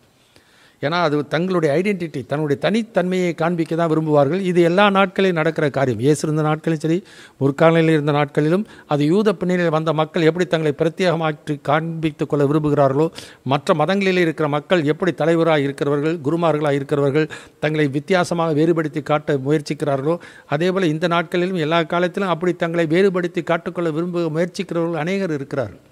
அதை காண்பிப்பதற்கு சில ஊழியத்தை முன்னே நாங்கள் தீர்க்கதரிசி, நான் அப்போஸ்தலன் என்று சொல்லி தங்களை என்ன பண்ணுகிறார், முன்னிறுத்த முயற்சிக்கிறார்கள். அப்படி உண்மையிலே ஆண்டவர் அப்படிப்பட்ட ஒரு ஊழியத்தை அழைப்பை கொடுத்திருந்தால் அதற்குரிய கிருபைகளை தருவார். அதை அந்த பவுல் அதான் சொல்கிறார், நான் ஒருபோது செய்யாமல் வரல, இயேசு கிறிஸ்துவே அதை எனக்கு வெளிப்படுத்தினார். நான் ஒரு மனுஷனால் பெற்றதும் இல்லை, மனுஷனால் கற்றதும் இல்லை, இயேசு கிறிஸ்துவே அதை எனக்கு வெளிப்படுத்தினார். ஆனால் இயேசுவை வெளிப்படுத்தினார் என்று சொல்லி இந்த நாட்களிலே பலவிதமான கொள்கைகளை சொல்லுகிறவர்கள் ஒருவதும் ஆண்டவராலே அழைக்கப்பட்டவர்கள் அல்ல, ஆண்டவராலே அனுப்பப்பட்டவர்களும் அல்ல. அவர்கள் ஆண்டவருக்கு ஊழியம் செய்கிறவர்கள் அல்ல, பொய்யுக்கு ஊழியம் செய்கிறவர்களாய் அவர்கள் காணப்படுகிறார்கள். சத்தியத்துக்கு ஒருபோது சாட்சி கொடுக்க முடியாது. அதனால் பிலிப்பியர் 2ஆம் அதிகாரத்தில் வாசிக்கும் பொழுது அநேகர் வேறுவிதமாய் நடக்கிறார்கள். அவள் கிறிஸ்துவின் சிலுவைக்கு பகைஞர் என்று உங்களுக்கு அநேகம் தரம் சொன்னேன். இப்பொழுது கண்ணீரோடு கூட சொல்லுகிறேன், அவருடைய முடிவு அழிவு, அவர்கள் தேவன் வயிறு, அவருடைய மகிமை, அவருடைய லட்சையை அவர்கள் பூமி கடத்த வழியை சிந்திக்கிறார்கள். இது இன்றைக்கு என்ன நடக்கிறது? இன்றைக்கு இயேசுவை ஏற்றுக்கொண்டு இரட்சகராக ஏற்றுக்கொண்டு கிறிஸ்தவ மார்க்கத்துக்குள்ளே வந்து விடுகிறார்கள். கிறிஸ்தவ மார்க்கத்துக்குள்ளே வரும்பொழுது யார் அவர்கள் சத்தியம் சொல்லுகிறார்களோ அந்த சபைக்கு போகிறாங்க. ஜெகவாட்னஸஸ் வந்து சொன்னால் ஜெகவாட்னஸ் போவாங்க, சமத்திடே வந்தால் சமத்திடே போவாங்க, சிபிஎம் வந்தால் சிபிஎம் போவாங்க, பெந்தகோசுக்கு வந்தால் பெந்தகோசு போவாங்க, அல்லது வேறொரு ஸ்தாபனத்திலேருந்து வந்து தனிப்பட்ட முறையில் அந்த ஸ்தாபனத்துக்கு போவாங்க. அவ்வளவுதான். அந்தந்த ஸ்தாபனத்தில் அந்தந்த கொள்கையை கிடைக்கிற வரைக்கும் சாகிற வரைக்கும் பாரம்பரியமாக வந்து போய்கிட்டே இருப்பாங்க. அதுதான் இன்றைக்கு ரிலீஜியனாக மதமாக இன்றைக்கு மார்க்கமாக மாறிவிட்டது. அதனால் அதுதான் ஆண்டவர் இயேசு கிறிஸ்து மத்திய 21ஆம் அதிகாரத்தில் சொல்லும் பொழுது, அவனை உங்கள் மார்க்கத்தான் ஆக்கின பின்பு அவனை இரட்டத்தனையாக நரகத்தின் மக்களை ஆக்குகிறேன். ஏன்னாக்கா அதுக்கப்புறம் அவனால் வந்து ஆண்டவர் அறிகிற அறிவில் வளர்வதற்கு அவனுக்கு சுயாதீனம் கிடையாது. அந்த மனிதனுடைய கொள்கையை கட்டுப்பட்டு கீழ்ப்படுத்தி தான் ஆகணும். ஆனால் பவுல் கலாத்தியருக்கு எழுதும்பொழுது அதனால தான் லிபர்ட்டி ஆர் லீகலிசம், சுயாதீன பிரமாணமா அல்லது அடிமையின் பிரமாணமா, சட்ட நியாய பிரமாணத்துக்கு உட்பட்டு இருக்கிறீர்களா? அதனால் தான் 2ஆவது அதிகாரத்தில் நான் வாசிக்கும் பொழுது சமயவாதமும் சரியான விளக்கமும் பவுல் கொடுக்கிறார். எனவே இன்றைக்கு கிறிஸ்து ஒரு மனிதனுக்கு சுயாதீனத்தை சுதந்திரத்தை ஆண்டவர் கொடுக்க, ஆதாமியாவில் படைக்கும் பொழுது அப்படி தானே படைத்தார். அவர்கள் வந்து தவறு இது செய்யலாம் இது செய்யக்கூடாது என்று சொன்னார். அதை தெரிந்து கொள்கிறதும் தெரிந்து கொள்ளாததும் அவர்கள் கையில் விட்டு விட்டார். அவர்கள் தெரிந்திருந்தும் அவர்கள் கீழ்ப்படியாமல் போனபடினால தான் பாவமும் மரணமும் உலகத்தில் பிரவேசித்தது. இன்றைக்கி பைபிள் எழுதி கொடுத்துட்டார். என் வேதத்தின் மகத்துவங்களை அவர் எழுதி கொடுத்தேன். பரிசுத்த ஆவியை கொடுத்து விட்டார், அபிஷேகத்தை பண்ணிவிட்டார். 1 யோவான் 2ஆம் அதிகாரத்தில் 20ஆம் வசனத்தை அப்படி வாசிக்கிறோம். 1 யோவான் 2:20, 1 ஜான் சாப்டர் 2:20. நீங்கள் பரிசுத்தராலே அபிஷேகம் பெற்று சகலத்தையும் அறிந்திருக்கிறீர்கள். சத்தியத்தை நீங்கள் அறியாததினால் அல்ல, நீங்கள் சத்தியத்தை அறிந்திருக்கிறதினாலும் சத்தியத்தினால் ஒரு பொய்யும் உண்டாயிராது என்பதை நீங்கள் அறிந்திருக்கிறதினாலும் உங்களுக்கு எழுதியிருக்கிறேன். நீங்கள் அவராலே பெற்ற அபிஷேகம் உங்களில் நிலைத்திருக்கிறது, ஒருவரும் உங்களுக்கு போதிக்க வேண்டுவதில்லை. அந்த அபிஷேகம் சகலத்தையும் குறித்து உங்களுக்கு போதிக்கிறது. அது சத்தியமாயிருக்கிறது, பொய்யல்ல. அது உங்களுக்கு போதித்தபடியே அவரில் நிலைத்திருப்பீர்களாக. கர்த்தருக்கு மகிமை உண்டாகட்டும். எனவே பரிசுத்த ஆவியின் அபிஷேகம் பெற்றிருந்தால், பரிசுத்த ஆவி அவன் பெற்றிருக்கிறான், பரிசுத்த ஆவி பெற்றிருந்தால் அவன் சகல சத்தியத்தில் நடத்தப்படுவான், சகல சத்தியத்தை அறிந்து கொள்வான், சத்தியத்தை அவன் புரிந்து கொள்வான். ஏன்னா அவன் எதிர்பார்க்கிற காரியம் தேவனுடைய சத்தியம் என்ன என்பதை விரும்புகிறபடியினாலே. எதை நான் விரும்புகிறேன், எதை நான் வாஞ்சிக்கிறேன், எதை நான் தியானிக்கிறேன். இன்றைக்கு ஆண்டவரை அறிகிற அறிவிலே வளர விருப்பம் இருக்கிறதா? அப்போ தான் கிருபை சமானோட வாழ்க்கையில் பெருகும். ஆனால் ஒரே கொள்கையை வந்து தலைமுறையாக அதே கொள்கையை பின்பற்றி கொண்டே வருகிறதுனாலே ஆவிக்குரிய வாழ்க்கையில் வளர்ச்சி இருக்காது. எண்ணிக்கை வளர்கிறதுனாலே வளர்ச்சி இல்லை, ஸ்தாபனங்கள் பெருசாகிறதுனால வளர்ச்சி இல்லை. Successful ministry is different and faithful ministry is different. அதனால் வெற்றியுள்ள ஊழியத்தை விட உண்மையுள்ள ஊழியம்தான் மிக மிக முக்கியம். இயேசுவின் ஊழியம் மரணத்தில் முடிந்தது, ஆனால் அது வெற்றியிலே கொண்டு வந்து விட்டது. உண்மையில் ஊழியராய் செய்தார். யோவான் ஸ்நானோட வாசிக்கிறோம், அவனுடைய வாழ்க்கையில் மரணத்தில் முடிந்தது, ஆனால் செய்த ஊழியமோ தீர்க்கதரிசிகளே மேலானவர் என்று சொன்னார். இதுதான் தீர்க்கதரிசிகளுக்கு பழைய ஏற்பாட்டிலே நடந்த காரியம். இதுதான் ஆதி அப்போஸ்தலர் நாட்களில் நடந்த சம்பவங்கள். இன்றைக்கு எப்படி இருக்கிறது யோசித்து பார்ப்போம். இன்றைக்கு எது உண்மை ஊழியம்? உண்மை உள்ளவனுக்கு தான் கர்த்தர் ஆண்டவர் துணைமையாக இருப்பார். ஆண்டவருடைய வருகையிலே நல்லது உண்மை உத்தமமான ஊழியனே என்று யார் இருக்கிறானோ அவனை தான் ஆண்டவர் அங்கீகரிப்பார். பிரசித்தமான ஊழியமோ சக்ஸஸ்ஃபுல் மினிஸ்ட்ரியோ ஒருபோதும் ஆண்டவருக்கு ஏற்புடையது என்று சொல்லி மாம்ச பிரகாரமாக நாம் எண்ணிவிடக்கூடாது. ஆனால் அந்த நாட்களிலே பவுல் அநேக சபையை சாபித்து கொண்டு வருகிறார் என்பதனாலே பேதுருவும் அங்கே யோவானும் ஒருபோதும் அவர்களுக்கு விரோதமாகவோ பொறாமையோ கொள்ளவில்லை. அந்நிய நேயத்திற்கு அடையாளமாக அவளை கையில் கொடுத்து அவரை அனுப்புகிறதை பார்க்கிறோம். அது மாத்திரமல்ல, தரித்திரரை மாத்திரம் நினைத்து கொள்ளுங்கள். ஏன்னா அந்த நாட்களிலே பஞ்சம் உண்டாயிற்று. அந்த பஞ்சம் உண்டாயிற்று என்று அவர் எண்ணினபடினாலே அந்த பஞ்சத்திலே பாதிக்கப்பட்ட யூத கிறிஸ்தவர்களுக்கு உதவி செய்வதற்கு பவுல் மனம் வந்து 2 Corinthians 8 வாசிக்கிறோம், 9 வாசிக்கிறோம். தர்ம சகாய பணத்தை அவர்களிடத்திலிருந்து வசூலித்து அவர் என்ன பண்ணுகிறார், அங்கே எருசலேமில் இருந்த சபை மக்களுக்கு அவர் கொண்டு வந்து கொடுக்கிறதை பார்க்கிறோம். ஸ்தாபனங்கள் வித்தியாசம் இருக்கலாம், ஆனால் ஆண்டவருடைய அன்பு மாறாதது, ஆண்டவருடைய ஆவி மாறாதது. ஒரு கிறிஸ்தவன் இந்த நாட்களிலே ஸ்தாபனத்தின் அடிப்படையிலே அவன் உதவி செய்கிறவனாக இருந்தால் அவன் தேவனுடைய ஊழியன் அல்ல. ஆனால் ஒரு கிறிஸ்துவுக்கு சேஷனாக இருந்தால், ஒருவன் கிறிஸ்தவனாக இருந்தால் பாரபட்சம் இல்லாமல் நன்மை செய்கிறவனாக இருக்க வேண்டியது அவசியம். அப்படி செய்கிறவன் எவனோ அவன்தான் சரியான வித்தை அவன் விதைக்கிறவன். கலாத்திற்கு நிருபம் 6 பவுல் பக்தன் அதை தான் சொல்கிறதை பார்க்கிறோம். கலாத்தியர் 6:7 வாசிப்போம். Galatians chapter 6 verse 7 onwards. மோசம் போகாதிருங்கள், தேவன் தம்மை பரியாசம் பண்ண ஒட்டார். மனுஷன் எதை விதைக்கிறானோ அதையே அறுப்பான். தன் மாம்சத்திற்கென்று விதைக்கிறவன் மாம்சத்தினால் அழிவை அறுப்பான். ஆவிக்கென்று விதைக்கிறவன் ஆவியினாலே நித்திய ஜீவனை அறுப்பான். நன்மை செய்கிறதில் சோர்ந்து போகாமல் இருப்போமாக. நாம் தளர்ந்து போகாதிருந்தால் ஏற்ற காலத்தில் அறுப்போம். ஆகையால் நமக்கு கிடைக்கும் சமயத்திற்கு தக்கதாக யாவருக்கும், விசேஷமாக விசுவாச குடும்பத்தார்களுக்கும் நன்மை செய்ய கடவோம். இன்றைக்கு நடக்கிறது என்ன? எந்த ஸ்தாபனத்தில் இருக்கீங்களோ அந்த ஸ்தாபனத்தில் தான் முதல்ல செய்யணும். ஸ்தாபனத்தில் செஞ்சது போக தான் மற்றவங்களுக்கு செய்யணும். இதுதான் இன்றைக்கு இருக்கிற ஒரு வழக்கமாக இருக்கிறது. ஸ்தாபனமா அல்லது ஆண்டவரா? ஸ்தாபனத்துடைய கொள்கையா அல்லது கர்த்தரா? கர்த்தருடைய சித்தம் என்ன? யாவருக்கும் நன்மை செய்ய வேண்டியது அவசியம், பாரபட்சம் இல்லாமல். எனவே ரட்சிக்கப்பட்டவர்களோ ரட்சிக்கப்படாதவர்களோ யாராக இருந்தாலும், பரிசுத்தாவி பெற்ற எந்த ஒரு அபிஷேகத்தை பெற்ற யாராக இருந்தாலும் இயேசு செய்த காரியத்தை தான் இன்றைக்கு செய்வான். அவர் பரிசுத்தாவியினாலே அபிஷேகம் பண்ணப்பட்டபடினாலே நன்மை செய்கிறவராயும் பிசாசின் வல்லமையில் அகப்பட்ட யாவரையும் குணமாக்குவராய் சுற்றி திரிந்தார். இன்றைக்கு அதை செய்ய தவறுவோமானால் வருகிற நாட்களிலே எல்லாரையும் சுற்றி திரிய பண்ண போகிறார். அந்த நாட்களிலே எந்த ஒரு ஸ்தாபனமும் எந்த ஊழியர் பிரசித்தமான ஊழியரை அல்ல, ஆண்டவருக்கு உண்மையாக யார் இருக்கிறார்களோ அவர்களை தான் கர்த்தர் எடுத்து பயன்படுத்த போகிறார். எனவே இன்றைக்கு நம்முடைய வாழ்க்கையிலே நாம் தேவனை பிரியப்படுத்துகிறோமா, மனுஷனை பிரியப்படுத்துகிறோமா? தேவனுடைய சத்தியத்தை நாம் கடைபிடிக்கிறோமா, மனிதனுடைய கொள்கையை கடைபிடிக்கிறோமா? எதை நாம் முன்னிறுத்த முயற்சிக்கிறோம்? எதை நாம் கடைபிடித்தால் தேவனுடைய ஆசீர்வாதம் கிடைக்கும்? இன்றைக்கு நம்முடைய வாழ்க்கையிலே அதை சிந்தித்து சீர்தூக்கி பார்த்து கொள்வது அவசியம். அன்றைக்கு பவுல் அந்த அப்போஸ்தலர்களுக்கு அதை போய் அதை விளக்கி காண்பித்தார். அவர்கள் புரிந்து கொண்டார்கள். அந்நியத்திற்கு அடையாளமாக கை கொடுத்து அனுப்பினார்கள். இதுதான் இந்த நாட்களிலே இருக்க வேண்டிய ஒரு காரியம். எனவே சமயவாதமும் சரியான விளக்கமும், கான்ட்ரவர்சி அண்ட் கிளாரிஃபிகேஷன். பவுல் தான் செய்கிற ஊழியம் தன் சுய புத்தியில் வந்ததல்ல, சுய ஞானத்தில் வந்ததல்ல, தேவனுடைய சித்தத்தினுடைய வந்தது என்பதை அவர்களுக்கு வெளிப்படுத்தி விளக்கி காண்பித்தபடியினாலே அன்றைக்கு சபையானது வளர்ந்து பெருகிற்று. ஆவியானவரும் அற்புத விதமாய் ஆதி திருச்சபையிலே கிரியை செய்தார். அதே விதமாக இந்த கடைசி நாட்களிலும் அவர் செய்ய இருக்கிறார், செய்ய போகிறார். நாம் செய்ய தவறுவோமானால் நாம் சிதறடிக்கப்படுவோம். அப்படி சித்தத்தின்படி செய்தால் கர்த்தர் எடுத்து பயன்படுத்துவார். கண்களை மூடுவோம், நான் ஜெபிக்கலாம். எங்கள் அன்பின் பரம தகப்பனே, முத்துதிக்கிறோம் அப்பா, நாள் சோத்திருக்கிறோம். இன்றைக்கு நாள் தியானித்த வேத பகுதிகளுக்காக நன்றி செலுத்துகிறோம். ஆண்டவரே, உலகப்பரமான கொள்கை, சமய ஆண்டவரே வாக்குவாதத்துக்கு நாங்கள் ஒருபோது உடன்படாமல் சத்தியத்துக்கு நாங்கள் சாட்சியுள்ளவர்களாக நிற்கும்படி நீர் எதிர்பார்க்கிறீர். சத்தியவான் எவனும் என் சத்தம் கேட்கிறான் என்று சொல்லி ஆண்டவருடைய சத்தத்துக்கு சத்தியத்துக்கு செவி கொடுத்து நாங்கள் இருப்போமானால் ஆண்டவரே, நீர் அவர்களை நிச்சயமாய் அவர்களை நடத்துகிற தெய்வம். அவர் மரணங்களின் பள்ளத்தாக்கில் நடந்தாலும் பொல்லாப்பு பயப்பட மாட்டேன், தேவர் என்னோடு கூட இருக்கிறீர் என்று சொன்னபடியே, என் சபையை நான் கட்டுவேன், பாதாளத்தின் வாசல் அதை மேற்கொள்வது இல்லை என்று சொன்னபடியே, உமக்கு உண்மையுத்தமாய் செய்கிறவர்களை நீர் கட்டுகிறவர். ஒருபோதும் பாதாளத்தின் வாசல்கள், பாதாளத்தின் அதிகாரங்கள், அதனுடைய வஞ்ச காவிகள், அந்த விதமான தந்திரமான போதனைகளினாலே ஒருபோது இழுப்புண்டு போக மாட்டார்கள். அப்படி இழுப்புண்டு போகிற மக்களுக்கு பின்னதாக போகிற மக்கள் அழிந்து போக மாட்டார்கள். ஆண்டவரை, நாங்கள் உண்மை உத்தமமாய் செய்யும் பொழுது அநேக ஆத்துமாக்கள் உண்மை பின்பற்றுகளாய் இருப்பார்கள், உண்மை அறிகிற அறிவிலே வளருவார்கள். அப்படிப்பட்ட உண்மை ஊழியத்தை அந்த நாட்களில் இயேசு செய்தார், பவுல் இந்த ஊழியம் செய்தான், அப்போஸ்தலர்கள் செய்தார்கள். அதே விதமாக நாங்களும் செய்யத்தக்கதான ஞானத்தையும் விவேகத்தையும் நிதானத்தையும் தெளிந்த புத்தியும் அறிவை எங்களுக்கு தந்துள்ளும்படி இயேசுவின் நாமத்தில் அர்ப்பணித்து வேண்டுகிறோம் பரமபிதாவே, ஆமென். என் ஆத்துமாவே கர்த்தரை ஸ்தோத்திரி, என் முழு உள்ளமே அவருடைய பரிசுத்தமுள்ள நாமத்தை ஸ்தோத்திரி. என் ஆத்துமாவே கர்த்தரை ஸ்தோத்திரி, அவர் செய்த சகல உபகாரங்களை மறவாதே, ஆமென். வார்த்தையின் வல்லமையை என்றுமே காண செய்யும், வார்த்தையின் வல்லமையை என்றுமே காண செய்யும்.